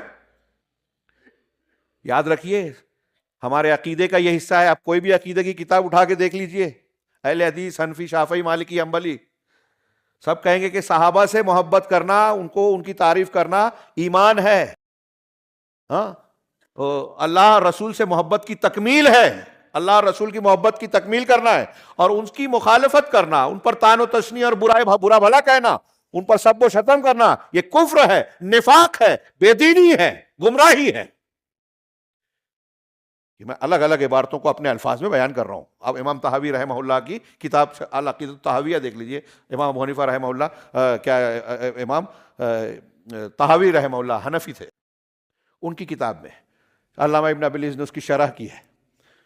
تو صحابہ کرام کے بارے میں یہ قرآن کہہ رہا ہے کہ اللہ ان سے راضی ہوا، اور وہ اللہ سے، وہ کیسے راضی ہوئے؟ ہم اللہ سے کیسے راضی ہوں گے؟ صحابہ ہوئے تھے تو ہم کو بھی ہونا ہے۔ کیسے ہونا ہے؟ کہ اللہ جو کہے مان لے، اللہ کہے گردن کٹا دو کٹا دے میں، اللہ کہے یہاں پیسہ خرچ کرو کر دے میں، اللہ نے کہا رمضان شروع ہوا روزہ رکھنا ہے، طلوع صبح صادق سے غروب آفتاب تک کچھ کھا پی نہیں سکتے، ہم بستری نہیں کر سکتے، مان لینا ہے۔ اللہ نے کہا جھک جاؤ، جھک گئے، اللہ نے کہا اٹھ جاؤ، اٹھ جاؤ۔ شکوہ شکایت نہیں، میرے گھر میں میت ہو جائے تو اللہ کا فیصلہ ہے، مجھے منظور ہے، مجھے غریب بنایا، کوئی شکایت نہیں ہے رب سے، رب نے مجھے غریب بنایا تو رب کا یہ فیصلہ ہے، وہ حکیم ہے، اس کی حکمت وہ جانتا ہے۔ فلسطین میں ظلم ہو رہا ہے، فلاں جگہ ظلم ہو رہا ہے، ظلم ہو رہا ہے، درد ہوتا ہے، آنکھوں سے آنسو بہیں گے، لیکن اللہ کی مشیت سے ہو رہا ہے، اس لیے ہم چیخیں گے پکاریں گے نہیں۔ رب کے مرضی کے بغیر، اس کی فیصلے کے بغیر ایک پتا نہیں ہلتا، وما تسقط من ورقۃ الا یعلمها، کہ ایک پتا بھی نہیں گرتا، کتنے جھاڑ درخت ہیں دنیا میں، ایک پتا بھی اس میں گرتا ہے تو اللہ اس کا بھی علم رکھتا ہے، اللہ کی مشیت کے بغیر وہ ہلتا نہیں ہے۔ تو ہمارے لوگ اگر مر رہے ہیں، کٹ رہے ہیں، کچھ ہو رہا ہے تو اللہ کے علم کے بغیر ہے کیا؟ ہمیں یہ دیکھنا چاہیے کہ یہ کیوں ہو رہا ہے، محاسبہ کرنا چاہیے، صبر کی جگہ صبر کرنا چاہیے، ہاں، بہادری کی جگہ بہادری کا مظاہرہ کرنا چاہیے، قناعت کی جگہ قناعت ہونی چاہیے، اور جہاں جس چیز کا شریعت حکم دے اس کو اختیار کرنا چاہیے۔ تو محمد الرسول اللہ صلی اللہ علیہ وسلم کے صحابہ، اللہ ان سے راضی ہوا، وہ اللہ سے راضی ہوا۔ اب یہاں میرا سوال ہے کہ اللہ کہہ رہا ہے اللہ ان سے راضی ہوا، اور اس کے فوراً بعد کہا کہ ان کے لیے ایسے باغات، جنتیں تیار کر رکھی ہیں جن کے نیچے نہریں جاری ہیں، جس میں وہ ہمیشہ ہمیش رہیں گے، اور یہ بہت بڑی کامیابی ہے۔ یہ کون کہہ رہا ہے؟ اللہ رب العالمین۔ کیا یہ غلط ہو سکتا ہے؟ جو غلط کہے گا کافر ہو جائے گا، کیونکہ قرآن کا انکار کہے گا۔ ہاں، اب اللہ راضی ہے تو صحابہ سے جب اللہ راضی ہے تو ہم میں سے کوئی یہ کہہ سکتا ہے کہ صحابہ کا عقیدے میں کچھ کھوٹ تھا، غلطی تھی؟ صحابہ کرام کی عبادات میں کچھ غلطیاں تھیں؟ صحابہ کرام کے معاملات میں، حلال حرام میں، تعلقات میں، لین دین میں، رسول سے محبت میں، اللہ کی توحید کے حق کی ادائیگی میں کوئی کمی تھی؟ اگر ایسا ہوتا، کوئی کمی، کوئی کھوٹ، کوئی خلل ہوتا تو اللہ ان سے راضی ہی نہیں ہوتا۔ اللہ راضی ہے، اس کا مطلب کیا ہوا؟ اللہ ہم سے اور آپ سے کہہ رہا ہے کہ ویسے اگر تم چاہتے ہو کہ اللہ تم سے راضی ہو جائے تو ویسے بنو جیسے صحابہ تھے، عقیدہ وہی اختیار کرو جو صحابہ کا تھا، طریقہ وہی اختیار کرو جو صحابہ کا، دین میں، عبادات میں، سارے معاملات میں۔ ایک آیت پیش کر کے اور چند صحابہ کی مثال دینا چاہوں گا۔ اللہ تبارک و تعالیٰ نے سورہ نساء میں فرمایا وَمَن يُشَاقِقِ الرَّسُولَ مِن بَعْدِ مَا تَبَيَّنَ لَهُ الْهُدَى وَيَتَّبِعْ غَيْرَ سَبِيلِ الْمُؤْمِنِينَ، جو رسول کی مخالفت کرتا ہے ہدایت کے صاف اور واضح ہو جانے کے بعد، قرآن آ گیا، حدیث آ گئی، قرآن حدیث کے سچے ہونے کی دلیل آ گئی، پھر بھی رسول کے خلاف جا رہا ہے، وَيَتَّبِعْ غَيْرَ سَبِيلِ الْمُؤْمِنِينَ، اور مومنوں کے راستے سے ہٹ کر کسی دوسرے راستے کی اتباع کر رہا ہے۔ آپ کوئی راستہ اللہ کے رسول کا چھوڑ کے، صحابہ مومنین اللہ کے رسول کی مخالفت، اور مومنین جس وقت قرآن نازل ہوا مومنین کون تھے؟ صحابہ کرام۔ تو مومنین کے راستے سے ہٹنا یعنی صحابہ کرام کے راستے سے ہٹنا، جو ہٹے گا، قرآن کہہ رہا ہے، میں نہیں کہہ رہا ہوں، رب العالمین ہمارا پروردگار کلام ہدایت میں کہہ رہا ہے، اور ہم کو اس سے کیا تعلیم مل رہی ہے، سیکھیے، اس کے بغیر چلے گا نہیں کام، کہ جو مومنین کے راستے سے ہٹ کر دوسرے راستے پہ چلے گا، نُوَلِّهِ مَا تَوَلَّى وَنُصْلِهِ جَهَنَّمَ، کہ ہم اسے اسی راستے پر چلنے دیں گے، اب توفیق سدھرنے کی ملے گی نہیں، ہاں، اور اسے جہنم میں ڈال دیں گے۔ قرآن کہہ رہا ہے جہنم میں، صحابہ کے طریقے سے ہٹ کر دوسرے طریقے اختیار کیا آپ نے، میں نے، تو اللہ کہہ رہا ہے جہنم میں ڈال دیں گے، وساعت مصیر، اور یہ بہت برا ٹھکانہ ہے، کتنا ہی برا ٹھکانہ ہے۔ یہ قرآن کی آیت ہمیں بتا رہی ہے۔ امام شافعی رحمہ اللہ فرماتے ہیں کہ اس آیت سے یہ پتہ چلتا ہے کہ اگر کوئی چیز صحابہ کرام متفقہ طور پر مانتے ہیں، یعنی کسی چیز پر صحابہ اکٹھا ہیں کہ ایسا ہی ہے، یہ عقیدہ، یہ عمل، یا یہ دین، تو اس کی مخالفت کرنے والا گمراہ ہے۔ صحابہ کا اجماع قرآن کی اس آیت کی روشنی میں، اگر صحابہ کسی چیز پر متفق ہے جس کو اجماع کہتے ہیں، تو وہ دلیل ہے شریعت میں۔ کیوں؟ اس لیے کہ قرآن کی آیت کہہ رہی ہے کہ اگر آپ نے وہ نہیں مانا تو آپ جہنم پہ جا رہے ہیں۔ فَإِنْ آمَنُوا بِمِثْلِ مَا آمَنْتُمْ بِهِ فَقَدِ اهْتَدَوْا، اگر لوگ بھی ویسے ایمان لے آئیں جیسے صحابہ تم نے لایا ہے تو وہ ہدایت والے ہو جائیں۔ اس کا مطلب صحابہ کے ایمان سے ہٹ کے اگر ہم نے ایمان اختیار کیا تو ہدایت والے نہیں۔ اب یہ ایک چیز ثابت کیا میں نے تو چند دلیلوں سے، وہ حدیثیں بھی سامنے لائی ہے جس میں اللہ کے رسول نے کہا کہ جو میرے بعد زندہ رہے گا تو دیکھے گا کہ بہت سارا اختلاف ہو رہا ہے، یعنی اللہ کے رسول نے کہا اختلاف ہوگا، اللہ کے رسول نے کہا 73 فرقے ہوں گے، لیکن آپ نے کیا کہا کہ میرے اختلاف سے بچنا ہے، کشتی نوح اختلافات میں کون سی بنے گی؟ تو میری سنت اور میرے خلفائے راشدین کی سنت جو میرے بعد ہدایت یافتہ ہیں۔ آپ وہ حدیث جانتے ہیں، میں صرف یاد دلا رہا ہوں۔ علیکم بسنتی وسنت الخلفاء الراشدین المہدیین من بعدی، عضوا علیہ بالنواجذ، دانتوں سے اس کو پکڑ لو مضبوطی سے۔ رسول اللہ صلی اللہ علیہ وسلم نے ایسے ہی نہیں کہا۔ اختلافات ہیں، اللہ کے رسول ہم نے قیامت تک کے ہمارے مسائل کا حل بتایا ہے، یہ ایک حل کا بتایا ہے کہ اس کو مضبوطی سے پکڑ لو۔ خلفائے راشدین کا طریقہ مطلب صحابہ کا طریقہ، خلفائے راشدین نے جو طریقہ اختیار کیا، سارے صحابہ نے اس کو فالو کیا، اختیار کیا، تو مطلب صحابہ کا طریقہ، تو اس کو مضبوطی سے پکڑ لو۔ اور دیکھو دین میں نئی نئی چیز سے بچنا، وَإِيَّاكُمْ وَمُحْدَثَاتِ الْأُمُورِ فَإِنَّ كُلَّ مُحْدَثَةٍ بِدْعَةٌ، اس لیے کہ دین میں ہر نئی چیز بدعت ہے، ہر بدعت گمراہی ہے، اور بعض روایتوں میں ہر گمراہی جہنم میں لے جانے والی۔ نبی اور صحابہ کے طریقے سے ہٹ کے کیا تو گمراہی جو جہنم تک پہنچائے گی۔ اللہ کے رسول نے اس حدیث میں کہا کہ اتنے فرقے ہوں گے، سب جہنم والے راستے پہ ہوں گے، ایک جنت کے راستے پہ ہوگا، کون ہوگا؟ جس پر میں ہوں اور میرے صحابہ کے طریقے کو آپ نے معیار کرا۔ اب صحابہ کا طریقہ کیا تھا؟ یہ دلیلیں میں نے بتائی۔ جنت میں جانا ہے، نبی کی پیروی، نبی کریم صلی اللہ علیہ وسلم کے حقوق اور انقیاد اور آپ کی تصدیق، یہ کیسے ہوگا؟ اس کا سب سے اعلیٰ معیار صحابہ، اور یہ میں نہیں، آپ نہیں، کوئی مولوی نہیں، اللہ رب العالمین اور جناب محمد رسول اللہ صلی اللہ علیہ وسلم نے خود کہا ہے میرے اور میرے صحابہ کے طریقے میں نجات ہے۔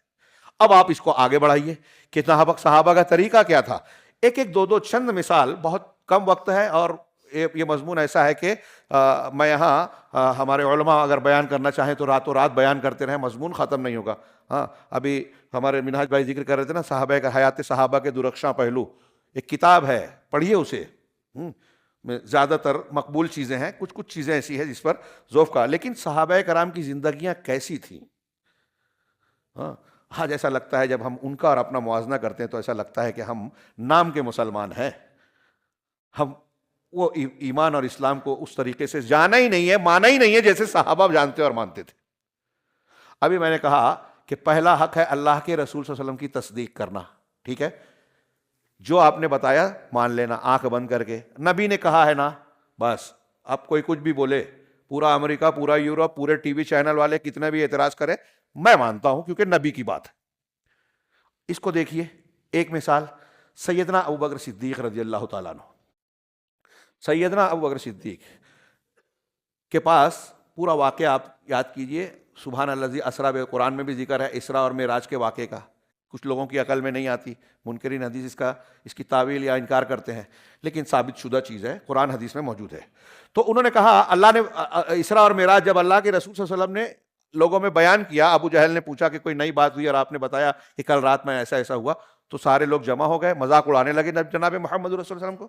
کہا خیرے یہ دیکھو، یہ کہہ رہا ہے کہ ایک ہی رات میں یہاں سے بیت المقدس گیا، جو تقریباً 1 مہینے کے فاصلے پہ اس زمانے کے اعتبار سے تھا، اور وہاں سے آسمان پہ، اور وہاں سیر کر کے آئے، اور واپس بھی آ گئے اسی رات میں، مذاق اڑانے لگے۔ اور یہاں یہ بھی دیکھیے کہ نبی کریم صلی اللہ علیہ وسلم کو اگرچہ معلوم تھا، سمجھ رہے تھے کہ لوگ مذاق اڑائیں گے، مانیں گے نہیں، پھر بھی آپ نے حق کو چھپایا نہیں، بیان کیا، آپ نے بتایا۔ اب مذاق اڑانے کے بعد ابوبکر صدیق کے پاس ابو جہل اور کفار مشرکین پہنچے، واقعہ آپ جانتے ہیں، سوچیے، غور کیجیے۔ ان سے کہا کہ کیا محمد صلی اللہ علیہ وسلم کی اس بات کو بھی آپ مانیں گے جو اب وہ بیان کر رہے ہیں؟ کہا کیا بیان کیا؟ کہا وہ کہہ رہے ہیں کہ ایک رات میں ان کے ساتھ ایسا ایسا معاملہ ہوا۔ کہا اچھا آپ نے بیان کیا ہے؟ کہا ہاں۔ تو ابوبکر صدیق کے دیکھیے راوی کون ہے؟ ابو جہل، مشرکین۔ صدیق اکبر کیا کہہ رہے ہیں جواب میں؟ کہ اگر اللہ کے رسول صلی اللہ علیہ وسلم یہ کہہ رہے ہیں، اگر یہ کہہ رہے ہیں تو تم گواہی دو، گواہ رہو کہ میں یہ مانتا ہوں، اس سے بڑی بڑی باتیں مانی ہیں، یہ کیا؟ فرشتے آتے ہیں نا، حضرت جبریل تھوڑی دیر میں اللہ کے پاس سے پہنچ جاتے ہیں، تو جو رب جبریل کو بھیج سکتا ہے چند لمحوں میں، وہ رب محمد رسول اللہ صلی اللہ علیہ وسلم کو لے نہیں جا سکتا۔ یہ میں عقلاً جواب دے رہا ہوں ساتھ میں۔ صدیق اکبر نے مانا، یہ نہیں کہا کہ یہ مذاق اڑائیں گے، عقل میں نہیں آتی، عقل میں آنے والی بات نہیں تھی وہ۔ ایک رات میں کیسے اتنا لمبا سفر ہو سکتا ہے؟ آج کے دور میں بھی غور کیے، میں اور کوئی آج کہے تو مانیں گے کیا؟ عقل میں نہیں تھا، لیکن محمد صلی اللہ علیہ وسلم کی بات ہے تو ہم تصدیق کریں گے۔ اس بات کی گواہی خود جناب محمد رسول اللہ صلی اللہ علیہ وسلم کی، بخاری کی ایک حدیث ہے۔ کہا قیامت کے قریب ایک معاملہ ایسا ہوگا کہ ایک آدمی ایک گائے پر سواری کرے گا، ایک گائے پر سواری کرے گا، تو وہ پلٹ کر کہے گی کہ میں، اللہ نے مجھے سواری کے لیے پیدا نہیں کیا۔ تو وہاں جو موجود لوگ تھے جن کے درمیان آپ نے بیان کیا، اس نے کہا کیا اللہ اکبر، ایک جانور اور گائے بات کرے گی؟ تو نبی کریم صلی اللہ علیہ وسلم کیا کہہ رہے ہیں اس کے جواب میں کہ اس بات پر میں ایمان رکھتا ہوں، اور ابو بکر صدیق، ابو بکر اور عمر بھی ایمان رکھتے ہیں۔ وہاں وہ دونوں موجود نہیں تھے۔ میں بھی ایمان رکھتا ہوں اور ابو بکر اور عمر بھی ایمان رہتے ہیں، مانتے ہیں، کیونکہ یہ اللہ نے بتائی نا۔ تو چونکہ اللہ نے بتائی ہے اس لیے میں مانتا ہوں، اور میں بیان کر رہا ہوں اس لیے ابو بکر صدیق اور عمر فاروق بھی ضرور مانیں گے۔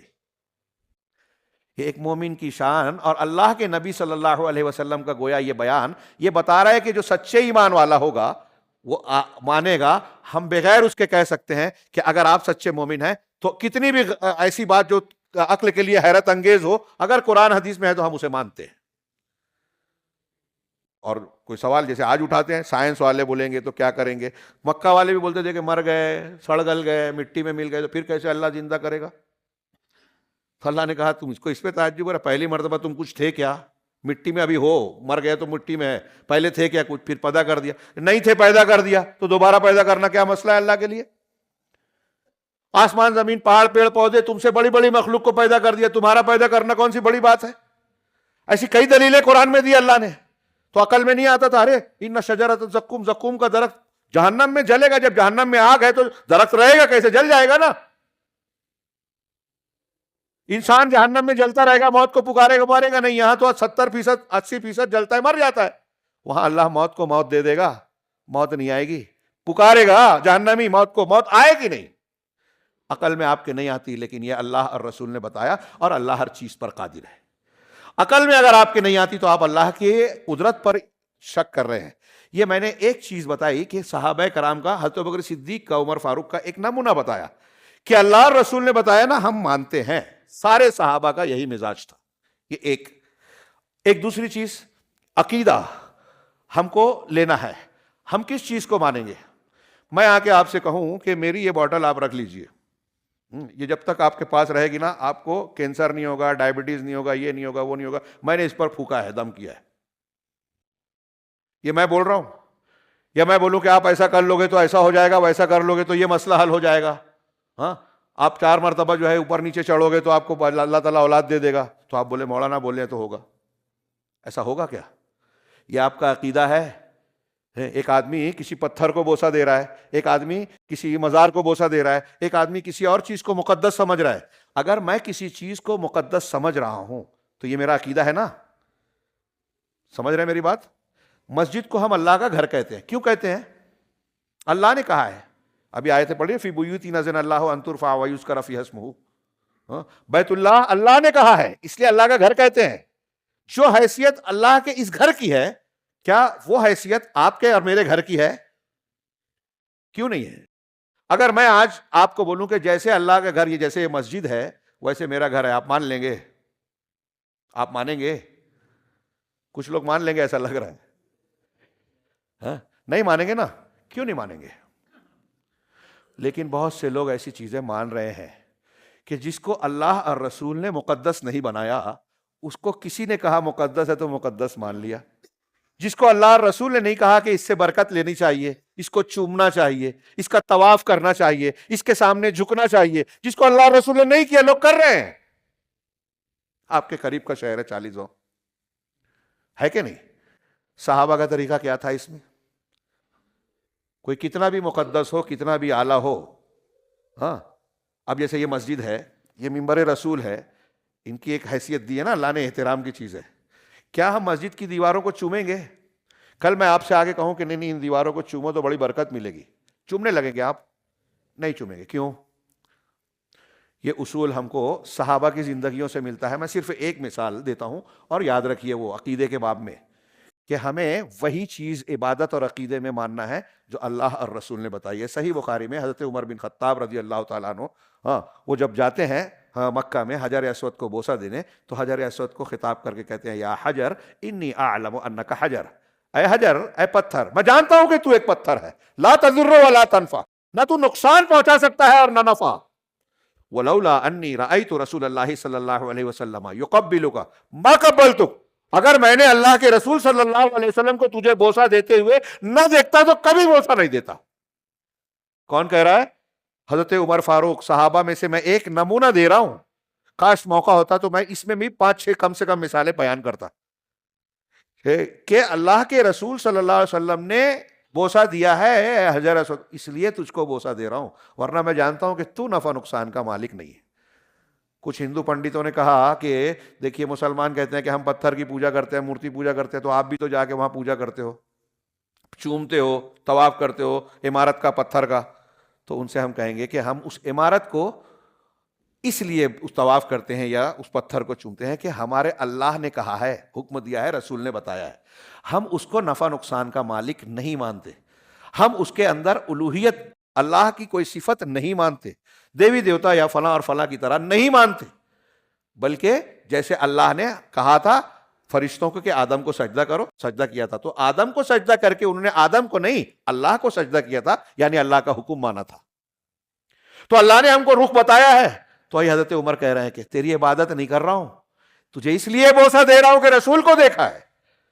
اب حجر اسود کا بوسہ سنت سے ثابت ہے. مکہ میں یا کعبہ میں دوسری جو دیواریں ہیں، رکن ہے، حجر مقام ابراہیم ہے، ان کا بوسہ ثابت نہیں ہے تو نہیں دینا چاہیے. کچھ لوگ دیتے ہیں وہاں بھی، ان کو پتہ نہیں ہے. یہ صحابہ کا طریقہ پتہ چلا کہ ہم بوسہ وہاں دیں گے، متبرک اس کو مانیں گے جو اللہ اور رسول نے بتایا. حدیث میں ذات انوات والی حدیث ہے، موقع رہے گا انشاءاللہ اس کو سنائیں گے کہ بعض صحابہ نے نئے نئے مسلمان ہوئے تھے، کہا کہ ہمارے لیے بھی مشرکین کی طرح ذات انوات بنا دیجئے کہ یہ درختوں پہ ہتھیار لٹکا کے اس سے تبرک لیتے ہیں. تو اللہ کے رسول غصہ ہو گئے اور کہا کہ جیسے موسیٰ علیہ السلام سے بنی اسرائیل نے، قرآن میں آیت ہے، کہا تھا کہ اے موسیٰ ہمارے لیے بھی ایسے ہی معبود بنا دے جیسے ان کے ہیں، تم نے ویسی ہی بات کہی ہے. یعنی ایک چیز مبارک نہیں ہے، متبرک، اللہ اور رسول نے نہیں بتائی ہے اور آپ بنا لے تو اس کو معبود بنانا ہے، اللہ نے کہا. اور اللہ کے رسول غصہ ہوئے اور کہا کہ یہی ہے پہلوں کے نقش قدم پر چلنا. تو معلوم یہ ہوا کہ عقیدہ اور ایمان کی چیز بھی ہم اللہ کے رسول سے لیں گے. صحابہ نے جو اللہ تعالیٰ نے کہا کہ وہ ہدایت والے ہیں، اللہ نے کہا کہ اللہ ان سے راضی ہوا، اس لیے راضی ہوا کہ ان کا ایسا عقیدہ اور ایسا اصول تھا.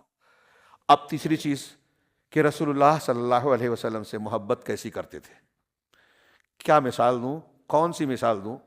میرے دماغ میں کئی ایک صحابہ اور کئی ایک واقعات کا خاکہ آ رہا ہے.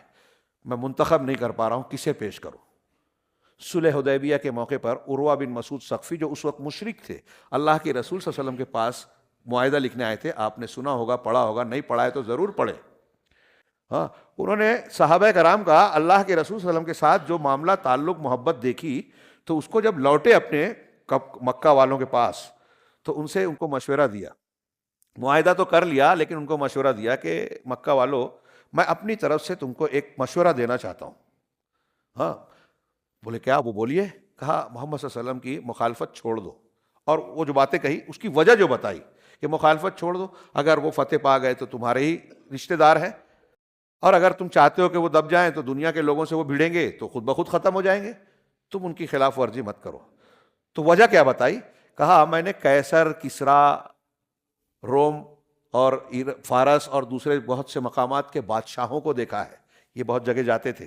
میں نے بادشاہوں کو دیکھا ہے, ان کے درباریوں اور ان کے قریب کے لوگوں کو دیکھا ہے, لیکن میں نے کسی بادشاہ اور بڑے سے بڑے عظیم انسان کے معاملہ ایسا نہیں دیکھا کہ وہ اس طرح سے اپنے بڑے کی, بادشاہ کی عزت اور تعظیم کرتے ہوں جیسے محمد صلی اللہ علیہ وسلم کے صحابہ محمد صلی اللہ علیہ وسلم کی تعظیم کرتے ہیں.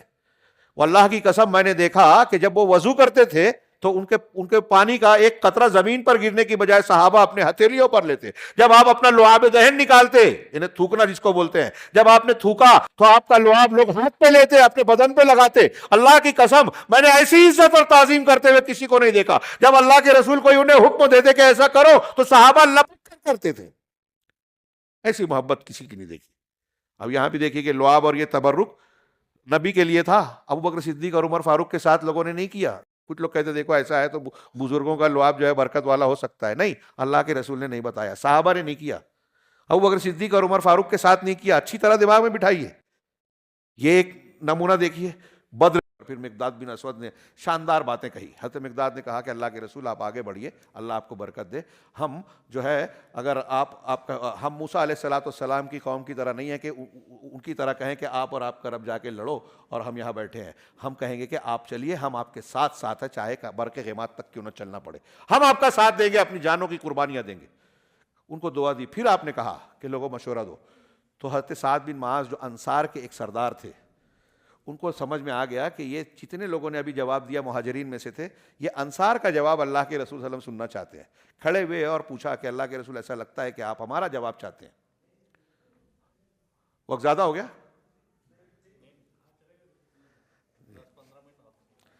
10 منٹ اور لیتا ہوں, 10 منٹ انشاءاللہ. اللہ کے رسول صلی اللہ علیہ وسلم نے ان سے پوچھا تو انہوں نے کہا کہ ایسا لگتا ہے کہ آپ کا روئے سخن ہماری طرف. کہا ہاں, آپ سے جواب چاہتا ہوں. تو کہا اللہ کے رسول, ہم نے تو آپ پر ایمان لایا, اپنا ہاتھ آپ کے ہاتھوں میں دے دیا, آپ کی تصدیق کر لی. اب آپ جس سے چاہیں دوستی کریں, جس سے چاہیں دشمنی کریں. آپ جس کو چاہیں گے دوست بنانا ہم اس کو دوست بنائیں گے, جس کو چاہیں گے دشمن بنانا ہم اسے دشمن بنائیں گے. اللہ کی قسم, یہ ہمارا مال ہے. جو مال آپ لے لیں گے ہمارے نزدیک وہ زیادہ محبوب ہوگا اس مال سے جس کو آپ چھوڑ دیں گے. اگر آپ کہیں گے کہ چل کو فلاں دریا میں کود جاؤ تو ہم میں سے ایک آدمی بھی پیچھے نہیں رہے گا, آپ کی بات مانے گا. آپ آگے بڑھیے, کل جب مقابلہ ہوگا تو آپ مقابلے میں ہمیں جواں مرد اور پامرد پائیں گے, ٹکنے والا پائیں گے, ہم پیٹھ نہیں دکھائیں گے. یہ سن کر رسول اللہ صلی اللہ علیہ وسلم خوشی سے آپ کا چہرہ دمکنے لگا اور کہا چلو اللہ نے مجھے 2 میں سے ایک جماعت پر فتح کا یقین دلایا, وعدہ فرمایا ہے. یہ سعد بن معاذ کے جو الفاظ ہیں, اللہ کے رسول پر آپ پر ہم ایمان لائے تو ہمارا یہ جذبہ ہے کہ آپ جو پیسہ لے لیں گے وہ ہمیں زیادہ پسند رہے گا, جو چھوڑ دیں گے وہ نہیں. کسی سے دوستی کرو گے تو ہم اس کو دوست بنائیں گے, کسی سے دشمنی کرو گے تو ہم اس کو دشمن بنائیں گے. اللہ کے رسول صلی اللہ علیہ وسلم اور اللہ سے محبت کا یہ بھی ایک تقاضا ہے. وقت بہت کم بچا, ورنہ اس میں نے ایک پوائنٹ لکھا تھا یہی کہ دوستی اور دشمنی کا معیار ہمارا یہ ہونا چاہیے کہ قرآن نے کہا ہے لا تجد قوما یؤمنون باللہ والیوم الاخر یوادون من حاد اللہ ورسولہ, کہ آپ ایسے لوگوں کو نہیں پائیں گے جو اللہ پر اور آخرت کے دن پر ایمان رکھتے ہیں وہ ان سے محبت کریں جو اللہ اور اس کے رسول کے دشمن ہو. اگر کوئی رسول کا دشمن ہے ہمارا محبوب ہو سکتا ہے؟ رسول کی دشمنی کرنے والے سے محبت کرنا ایمان کے خلاف ہے. لہذا بدعتی یا مخالف رسول کی سے نفرت کرنا ایمان ہے، اس کا رد کرنا ایمان ہے. یہ قرآن کہہ رہا ہے. آگے اللہ نے یہ فرمایا وَلَوْ كَانُوا آبَاءَهُمْ أَوْ إِخْوَانَهُمْ او ابناءہم او اخوانہم او عشیرتہم، چاہے وہ باپ دادا ہی کیوں نہ ہو، سگے بھائی کیوں نہ ہو، بیٹے کیوں نہ ہو، بھائی کیوں نہ ہو، خاندان کے لوگ کیوں نہ ہو، اگر اللہ اور رسول کے دشمن ہے. تو یہ آیت جو نازل ہوئی، لوگ کہتے ہیں کہ غزوہ بدر میں حضرت ابو عبیدہ بن جراح رضی اللہ تعالیٰ عنہ نے اپنے ہاتھوں سے اپنے باپ کو مار دیا تھا. مقابلے میں آئے، بچنا چاہتے تھے، واقعہ پڑھیے آپ، اس کو مار دیا. حضرت عمر فاروق نے اپنے سگے ماموں کو قتل کیا بدر میں. ابوبکر صدیق، مصعب ابن عمیر، ان کے واقعات پڑھیے. یعنی اللہ کے دشمن بن کر آئے تو سگے بھائی کو مارنے میں دقت نہیں محسوس کی، باپ کو مارنے میں دقت نہیں محسوس کی. یہ ہے ایمان، رسول کو اور اللہ کو ماننا. ان کے لیے دوستی، ان کے لیے دشمنی. اسی طریقے سے صحابہ کرام کا ایک اہم پہلو ان کا منہج اور طریقے میں کہ اللہ کے نبی صلی اللہ علیہ وسلم جب ہمارے درمیان کوئی اختلاف ہو تو قرآن نے کہا ہے کہ فَإِن تَنَازَعْتُمْ فِي شَيْءٍ فَرُدُّوهُ إِلَى اللَّهِ وَالرَّسُولِ، کہ اگر تمہارا آپس میں کوئی اختلاف ہو جائے تو اللہ اور اس کے رسول کی طرف پلٹاؤ. اس کا مطلب اللہ اور رسول سے مطلب کیا ہے؟ قرآن اور حدیث. اس کا مطلب یہ ہوا کہ ہمارا جو بھی جھگڑا اختلاف ہوتا ہے اس کا حل قرآن حدیث میں ہے. اگر حل نہیں ہوتا تو اللہ کہتا کیا کہ لوٹاؤ. لوٹانے کا مطلب ہے حل. اب صحابہ کا طریقہ کیا تھا؟ آپ کی وفات کے بعد اختلاف ہوا، انصار نے کہا کہ خلیفہ ہم میں سے بنے گا، مہاجرین نے کہا ہم میں سے ہوگا. ایک صحابی نے حدیث پیش کی کہ اللہ کے نبی صلی اللہ علیہ وسلم نے فرمایا الائمۃ من قریش، ائمہ امام امیر قریش سے ہوں گے. کسی نے یہ اعتراض نہیں کیا کہ اللہ کے رسول قریش کے تھے تو قریش اپنے خاندان والوں کو بول دیا میری تو سمجھ میں نہیں آتا، میں نہیں مانوں گا، ہم تو اتنی قربانی دیے، جب یہ مکہ سے نکلے تو ہم نے مدد کی. کسی نے یہ نہیں کہا، سارے انصار نے مان لیا. اختلاف ختم، حدیث آ گئی، اختلاف ختم. کہاں دفن کیا جائے رسول اللہ صلی اللہ علیہ وسلم کو؟ حدیث آئی کہ اللہ کے رسول نے فرمایا کہ جس نبی کی جب وفات ہوتی ہے تو وہیں تدفین ہوتی ہے جہاں اس کی وفات ہوتی ہے. اختلاف ختم. حضرت عمر کے زمانے میں اختلاف ہوا کہ طاعون پھیلا ہے، ہم جہاں جا رہے ہیں لشکر لے کے تو وہاں طاعون کی بیماری پھیلی ہے، وبا پھیلی ہے، جانا چاہیے کہ نہیں جانا چاہیے. کچھ صحابہ نے کہا کہ جانا چاہیے، اللہ کی تقدیر ہے، بچنا ہوگا تو بچیں گے. کچھ نے کہا نہیں، تدبیر اختیار کرنا چاہیے، نہیں جانا چاہیے. اختلاف چل رہا تھا. حضرت عبدالرحمن بن عوف آئے، بخاری میں آئی حدیث، یہ واقعہ لمبا، میں شارٹ میں بتا رہا ہوں. حضرت عبدالرحمن بن عوف آیا، پوچھا کیا بات ہے؟ کہا ایسا ایسا معاملہ ہے. تو کہا اس سلسلے میں میرے پاس علم ہے. علم حدیث کو بولتے تھے وہ. تو کہتے ہیں کہ علم ہے. کہا بتائیے. کہا میں نے اللہ کے نبی صلی اللہ علیہ وسلم کو فرماتے ہوئے سنا. اللہ کے نبی صلی اللہ علیہ وسلم کا ارشاد ہے، آپ نے کہا کہ اگر کسی بستی کے بارے میں تم سنو کہ وہاں طاعون کی بیماری اور وبا پھیلی ہے اور تم اس بستی گاؤں سے باہر ہو تو اس بستی میں جاؤ مت، اور اگر تم اس بستی کے اندر ہو جہاں طاعون کی بیماری پھیلی ہے تو اس بستی سے نکلو مت. آج کی سائنس کی دنیا بھی حیرت زدہ ہے کہ کتنا زبردست یہ ارشاد اور رہنمائی تھی، تعلیم تھی. آج وہی اختیار کرنے کی کوشش کی جاتی ہے. خیر، تو جیسے ہی حضرت عبدالرحمن بن عوف نے یہ حدیث پیش کی، دونوں گروپ کے صحابہ کرام نے اس کو مان لیا. مختصر نتیجہ صحابہ کا منہج اختلافات میں کیا تھا کہ قرآن حدیث آ گیا، مان لینا. آج ہمارے ہاں جماعت میں، گھر میں، بھائی بھائی میں، باپ بیٹے میں، ساس بہو میں، لین دین میں جھگڑے ہوتے ہیں. ہماری جماعتوں میں اختلاف ہے، ہمارا اختلاف ہے، لیکن یہ اختلاف حل نہیں ہوتا. دین کو مان رہے ہیں، توحید کو مان رہے ہیں، رسول کو مان رہے ہیں. اختلافات کا خاتمہ بھی صحابہ کرام کا طریقہ ہے، اور یہ نبی صلی اللہ علیہ وسلم اور قرآن کی اللہ کی تعلیم ہے. صحابہ قرآن حدیث کی یا دلیل آ جانے کے بعد اپنا اختلاف ختم کر لیتے تھے. اور اگر کچھ تھوڑا موڑا اختلاف تھا تو دل میں نفرت یا مسلک والا جھگڑا نہیں تھا، سمجھ بوجھ کے کچھ مسائل میں ہوتا تھا. عقیدے کا، منہج کا، دیکھیے ہمارے لوگ بولتے ہیں صحابہ میں بھی اختلاف تھا، وہ جزوی اور فروعی تھا. اصولی عقیدے کا کوئی اختلاف آپ کو صحابہ میں نہیں ملے گا. سب کا دین ایک تھا. منہج کا، اصول کا اختلاف، رسول کی حدیث آ جائے نہیں مانے گا ایسا ہو ہی نہیں سکتا. ہاں یہ شک ہے کہ اللہ کے رسول کی حدیث ہے کہ نہیں، تو پھر اس کو ماننے میں وہ تأمل کریں گے. میں ایک صرف دو مثال اشارے میں کروں کہ اللہ کے رسول کو ماننا اور اللہ کے رسول صلی اللہ علیہ وسلم کی محبت کا لازمی تقاضا ہے کہ آپ کی اطاعت کی جائے. قرآن نے کہا آپ ان سے کہیے قل ان کنتم تحبون اللہ فاتبعونی، اگر اللہ سے محبت ہے تو رسول کی اتباع کرو، میری اتباع کرو یعنی رسول کی، ہے نا. تو اور حدیث میں بھی ہے کہ جس نے میری اطاعت کی اس نے مجھ سے محبت کی، اور جس نے اطاعت نہیں کی وہ جہنم میں گیا. تو محبت، اور محبت کیسے ہے؟ ہم کہیں محمد صلی اللہ علیہ وسلم سے محبت ہے. ابھی ابو طالب کا بتایا. اب ایک دو حدیث صرف اشارہ کر رہا ہوں کہ دیکھیے یہ علامہ البانی نے صحیح کہا، مسلم کی شرط پر ابو داؤد کی روایت ہے کہ اللہ کے نبی صلی اللہ علیہ وسلم ایک روز نماز پڑھا رہے تھے. جوتی پہن کر نماز پڑھنا بھی سنت ہے، یہود و نصارہ کی مخالفت ہے۔ اب یہاں آپ اگر نہیں انتظام ہے تو مسئلہ ہے، گندگی آ سکتی ہے تو یہاں انتظام، لیکن آپ گھر پہ کبھی کبھی یہ سنت پہ عمل کر لیں۔ بہرحال اللہ کے رسول صلی اللہ علیہ وسلم جوتیاں پڑھ کے نماز پڑھا رہے تھے، تو نماز کے دوران اللہ کے رسول صلی اللہ علیہ وسلم نے جوتیاں نکال کر کنارے کر دی، ہٹا دی۔ تو پیچھے صحابہ کرام صف میں لگے ہوئے تھے، دیکھا سب نے اپنی جوتیاں نکال کے کنارے کر دی۔ سلام پھیرنے کے بعد آپ نے پوچھا کہ تم نے ایسا کیوں کیا؟ تو کہا آپ کو کرتے ہوئے دیکھا اس لیے ہم نے بھی کیا۔ تو آپ نے کہا کہ میں نے تو اس لیے کیا تھا کہ نماز کے درمیان میں جبرائیل علیہ السلام آئے اور انہوں نے مجھ سے کہا کہ تمہاری جوتیوں میں گندگی لگی ہوئی ہے، نماز میں گندگی صفائی ہونی چاہیے، طہارت والا معاملہ ہونا چاہیے، تو میری جوتیوں میں گندگی لگی تھی اس لیے میں نے نکالا۔ اگر تم میں سے کوئی مسجد آئے تو اپنے جوتوں کو، اپنے بدن کو صاف ستھرا بنا لے۔ یہ نبی کریم، یہ حضرت اللہ کے کیا نام ہے، حضرت اللہ کے نبی صلی اللہ علیہ وسلم نے صحابہ سے کہا۔ لیکن یہاں دیکھنے والی چیز کیا ہے کہ صحابہ نے دیکھا کہ اللہ کے رسول نے جوتیاں نکالی تو ہمیں بھی نکال دینا ہے، یہ ہے اتباع۔ اگر کسی شخص کو کوئی اختلاف ہوا، اگر کوئی معاملہ ہوا، اللہ کے نبی صلی اللہ علیہ وسلم کا طریقہ، اب مثال کے طور پہ کعب بن مالک کا بائیکاٹ کیا، تبوک کی جنگ میں گئے نہیں تھے، واپس آئے، کہا میرا کوئی عذر نہیں تھا، ان کو اور دو صحابہ کو اللہ کے رسول نے کہا کہ کوئی مسلمان ان سے بات چیت نہیں کرے گا، الگ تھلگ وہاں رہ رہے ہیں، نماز پڑھنے آ رہے ہیں، پورے مدینہ میں کوئی بات نہیں کر رہا ہے، سوچئے۔ اس درمیان حضرت کعب اپنے چچا زاد بھائی جو بچپن کے دوست بھی تھے ان کے پاس گئے، وہ بھی تیسری مرتبہ میں کہا کہ کیا تم جانتے نہیں کہ میں اللہ اور رسول سے محبت کرتا ہوں؟ کوئی جواب نہیں دے رہے تھے، کہا اللہ اور رسول بہتر جانتے ہیں، رونے لگے، روتے ہوئے واپس آ گئے۔ 40ویں دن حضرت کعب سے کہا گیا کہ بیوی سے بھی الگ ہو جاؤ، بیوی بھی الگ ہو گئی۔ جو ایک دوسرے سے اتنی محبت کرنے والے تھے وہ سب اجنبی ہو گئے۔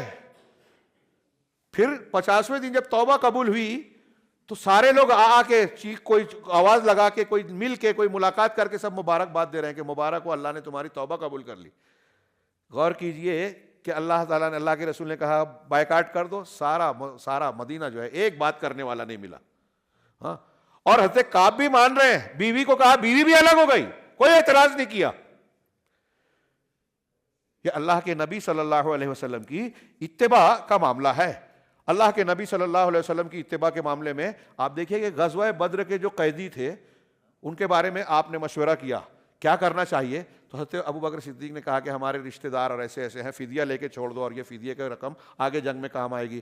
حضرت عمر نے کہا کہ اپنے اپنے رشتہ داروں کو، پہلی مرتبہ ہم کو فتح دی اللہ نے، ان مشرکین کو اچھی طرح سے کچل دیا جائے، آپ میرے رشتہ دار کو میرے حوالے کیجئے، ان کے رشتہ دار کو ان کے حوالے کیجئے، ہم سب کی گردن ماریں گے۔ اللہ کے رسول صلی اللہ علیہ وسلم نے لمبی حدیث ہے، مثال دی دو نبیوں سے، اور اس کے بعد ابو بکر صدیق کے مشورے پر عمل کیا۔ لیکن حضرت عمر کہتے ہیں کہ دوسرے دن جب میں پہنچا میدان میں تو دیکھتا ہوں کہ اللہ کے رسول صلی اللہ علیہ وسلم بیٹھے ہوئے رو رہے ہیں اور ساتھ میں ابو بکر صدیق بھی رو رہے ہیں۔ دونوں کو روتا ہوا دیکھا تو میں حیرت زدہ، تو میں نے پوچھا اللہ کے رسول صلی اللہ علیہ وسلم سے کہ اللہ کے رسول ماذا یبکیک انت و صاحبک، کہ آپ کو اور آپ کے اس ساتھی کو کون سی چیز رلا رہی ہے، کیوں رو رہے ہیں؟ ہاں، ان وجد تو بکاءن بکئی، تو آپ مجھے بتائیے، اگر مجھے بھی رونا آیا تو میں روؤں گا، وَإِن لَمْ أَجِدْ بُكَاءً، اور اگر مجھے رونا نہیں آیا تو تَبَاكَيْتُ لِبُكَائِكُمَا، میں تمہارے آپ دونوں کے رونے کی وجہ سے رونے کی کوشش کروں گا۔ اگر رونا نہیں آیا تو آپ کے رونے کی وجہ سے رونے کی کوشش کروں گا۔ یہ اتباع سنت، یہ اللہ کے رسول سے محبت۔ ابو بکر صدیق مدینہ کی ہجرت کے معاملے میں جب اللہ کے رسول صلی اللہ علیہ وسلم سے آگے پیچھے ہوتے تھے تو پوچھتے، اللہ کے رسول نے پوچھا آگے پیچھے کیوں ہوتے ہو؟ تو کہا اس لیے کہ مجھے کبھی خطرہ ہوتا ہے کہ آگے سے آپ پر حملہ ہوگا تو آگے آ جاتا ہوں، پیچھے سے آپ پر حملہ ہوگا تو پیچھے آ جاتا ہوں، دائیں بائیں یہی سوچ کر آتا ہوں۔ اللہ کے رسول اگر مجھ پر حملہ ہوا، میرا نقصان ہوا تو ایک آدمی ہوں میں، لیکن آپ کو ضرر پہنچ گئے تو امت کا نقصان ہے، دعوت کا نقصان ہے۔ جب وہاں آرام کرنے لگے اور بکری والے سے اجازت لے کے بکری کا دودھ نکالا، آپ سوئے تھے تو آپ نے آپ کو جگایا نہیں، انتظار کیا، جاگ گئے تو دودھ کو ٹھنڈا کر کے پیش کیا۔ بخاری کی حدیث میں دیکھیے، پڑھیے حضرت ابوبکر صدیق کا جملہ، محبت کی انتہا، رسول سے محبت۔ ہاں، کہا کہ اللہ کے رسول نوش فرمائیے، جب دیا تو حضرت ابوبکر کہتے ہیں فشرب حتی، کیا ہے، حتی فرحت، کہ آپ نے دودھ نوش فرمایا، دودھ پیا یہاں تک کہ میں خوش ہو گیا۔ نبی نے پیا، میں خوش ہو گیا۔ ہاں، یہ صحابہ کا طریقہ اور منہج دیکھیے. صحابہ کرام اللہ کے رسول صلی اللہ علیہ وسلم کے فیصلے کے مقابلے میں، آخری بات کہہ رہا ہوں، اللہ کے رسول صلی اللہ علیہ وسلم کے فیصلے کے مقابلے میں اپنی عقل کو دخل نہیں دیتے تھے. حضرت علی نے کہا کہ اگر دین کی بنیاد عقل پر ہوتی تو موزے کے نیچے کے حصے پر مسح کرنا زیادہ بہتر تھا، لیکن اللہ کے نبی صلی اللہ علیہ وسلم نے بتایا ہے کہ موزے کے اوپر مسح کرنا چاہیے. لہٰذا جب سنت یہ ہے تو ہم سنت کو مانیں گے. نبی کریم صلی اللہ علیہ وسلم کا طریقہ ہم اختیار کریں گے، سنت کی مخالفت نہیں کریں گے. اللہ کے نبی صلی اللہ علیہ وسلم کے حکم کی اگر کوئی ان کے سامنے مخالفت کرتا تو صحابہ برداشت نہیں کرتے تھے. حضرت ابن عباس نے کہا کہ اللہ کے رسول حج تمتع کی اجازت دی تھی. ان کے ایک شاگرد نے کہا کہ نہیں حضرت ابوبکر اور حضرت عمر تو منع کرتے تھے. تو حضرت ابن عباس غصہ ہو گئے اور کہا یا عریہ، عروہ کو عریہ کہا غصے سے، کہا عریہ میں کہتا ہوں کہ اللہ کے رسول صلی اللہ علیہ وسلم فرمایا، تو کہتا ہے کہ عمر اور ابو بکر نے کہا. اللہ کی قسم تم پر آسمان سے پتھر کی بارش ہوگی، آسمان سے پتھر کی بارش ہوگی اگر اللہ کے رسول اللہ کے مقابلے میں ابوبکر صدیق اور عمر کی بات پیش کر کے رسول کی بات کو رد کر دے. کون تھے ابوبکر اور عمر؟ جن کی اتباع کرنے کا خود اللہ کے رسول نے حکم دیا، لیکن ان کی بات کی وجہ سے اللہ کے رسول کی بات کو چھوڑو گے. تو یہ حضرت علی بھی کہتے ہیں کہ میں اللہ کے رسول کی سنت کو ایک آدمی کے کہنے کی وجہ سے نہیں چھوڑ سکتا. حج تمتع سے حضرت عمر حضرت عثمان منع کرتے تھے، اس کی ایک وجہ تھی اور معقول وجہ تھی کہ لوگ حج تمتع کرتے تھے تو میاں بیوی وہاں سامنے درخت کے نیچے بیٹھے ہیں، آپس میں میل ملاپ کریں گے تو ٹھیک نہیں ہوگا. تو حضرت صحابہ کرام کا ایک طریقہ یہ ہے رسول کو ماننے کا کہ رسول کی بات آ جانے کے بعد اس کی مخالفت کو برداشت نہیں کریں گے. اسی طریقے سے آخری بات کہ حج تمتع ہی کر رہے تھے حضرت ابن عمر، کسی نے کہا کہ آپ کے ابا تو اس سے منع کرتے تھے، تو انہوں نے کہا کہ کیا میرے باپ کی بات مانی جائے گی یا اللہ کے رسول صلی اللہ علیہ وسلم کی؟ تو انہوں نے کہا کہ اللہ کے رسول صلی اللہ علیہ وسلم کی. کہا تو پھر تم کو معلوم ہونا چاہیے کہ میرے ابا نے اللہ کے رسول صلی اللہ علیہ وسلم نے حج تمتع کیا ہے یا اس کی اجازت دی ہے، اس لیے میں یہ حج تمتع کروں گا اگرچہ عمر فاروق منع کرتے ہیں. اللہ کے نبی صلی اللہ علیہ وسلم کی سنت مقدم ہوگی. حضرت ابن عمر نے حدیث بیان کی، بخاری میں ہے کہ اللہ کے رسول صلی اللہ علیہ وسلم نے فرمایا کہ اللہ کی بندیوں کو، عورتوں کو مسجد جانے سے نہ روکو. ان کے ایک بیٹے بلال تھے، انہوں نے کہا کہ بھائی فتنے کا دور ہے، ہم تو منع کریں گے. حضرت ابن عمر بخاری میں ہے، کہتے ہیں کہ اتنا غصہ ہو گئے کہ میں نے اتنا غصہ ہوتے کبھی نہیں دیکھا کہ میں کہہ رہا ہوں اللہ کے رسول صلی اللہ علیہ وسلم نے کہا اور تو کہہ رہا ہے کہ میں منع کروں گا. مسند احمد کی اسی حدیث میں ہے کہ انہوں نے کہا کہ میں زندگی میں تجھ سے کبھی بات نہیں کروں گا. اور حضرت ابن عمر کا انتقال ہو گیا، اپنے اس بیٹے سے بات نہیں کی، اس لیے کہ اللہ کے رسول کی سنت کے مقابلے میں انہوں نے تردید والا رویہ اختیار کیا تھا. یہ میں نے چند پہلو پیش کیے ہیں کہ صحابہ کرام رسول اللہ صلی اللہ علیہ وسلم سے کیسے محبت کرتے تھے، آپ کی اتباع کرتے تھے، کیسے آپ کی تصدیق کرتے تھے، آپ کا مقام رسالت سمجھ کر دوسروں کے مقابلے میں آپ کو ترجیح دیتے تھے، آپ کا درجہ یا آپ کے آگے کسی کو نہیں بڑھاتے تھے. یہی ہمارے لیے جنت کا راستہ ہے.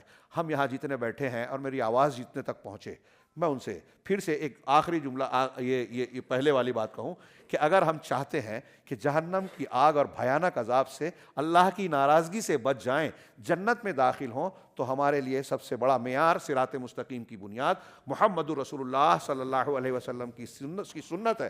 عقیدے میں بھی، عبادات میں بھی، معاملات میں بھی، سارے حلال حرام میں اللہ کے نبی ہمارے لیے نمونہ ہے، اللہ نے بنایا ہے. اور نبی کریم صلی اللہ علیہ وسلم کو ہمیں ویسے ماننا ہے جیسے صحابہ نے مانا تھا. یہ خود قرآن حدیث نے بیان کیا اور صحابہ کرام کی زندگی ہمارے سامنے ہے. اپنے بچوں کو یہ سیرت رسول اور صحابہ کی زندگیاں پڑھائیے، یہ ضروری ہے. آج الہاد بے دینی کی یلغار ہے، طوفان چل رہا ہے، ہمارے بچے جو گمراہی کا شکار ہو رہے ہیں ان کو بچانا ہے تو یہ سمجھانا ہوگا کہ جنت کا راستہ یہ ہے. اللہ رب العالمین سے دعا ہے کہ وہ ہمیں صراط مستقیم کو سمجھنے اور اسی پر چلنے والا بنائے، اور ہم کو اور آپ کو، ہر ایک کو جو ہماری کوتاہیاں غلطیاں ہیں اس سے توبہ کر کے صحیح راستے کو اختیار کرنے کی توفیق دے. ہم سب کو جنت میں پہنچائے اور جنت میں ملائے. وآخر دعوانا ان الحمد للہ رب العالمین وصلی اللہ علیہ نبینا محمد.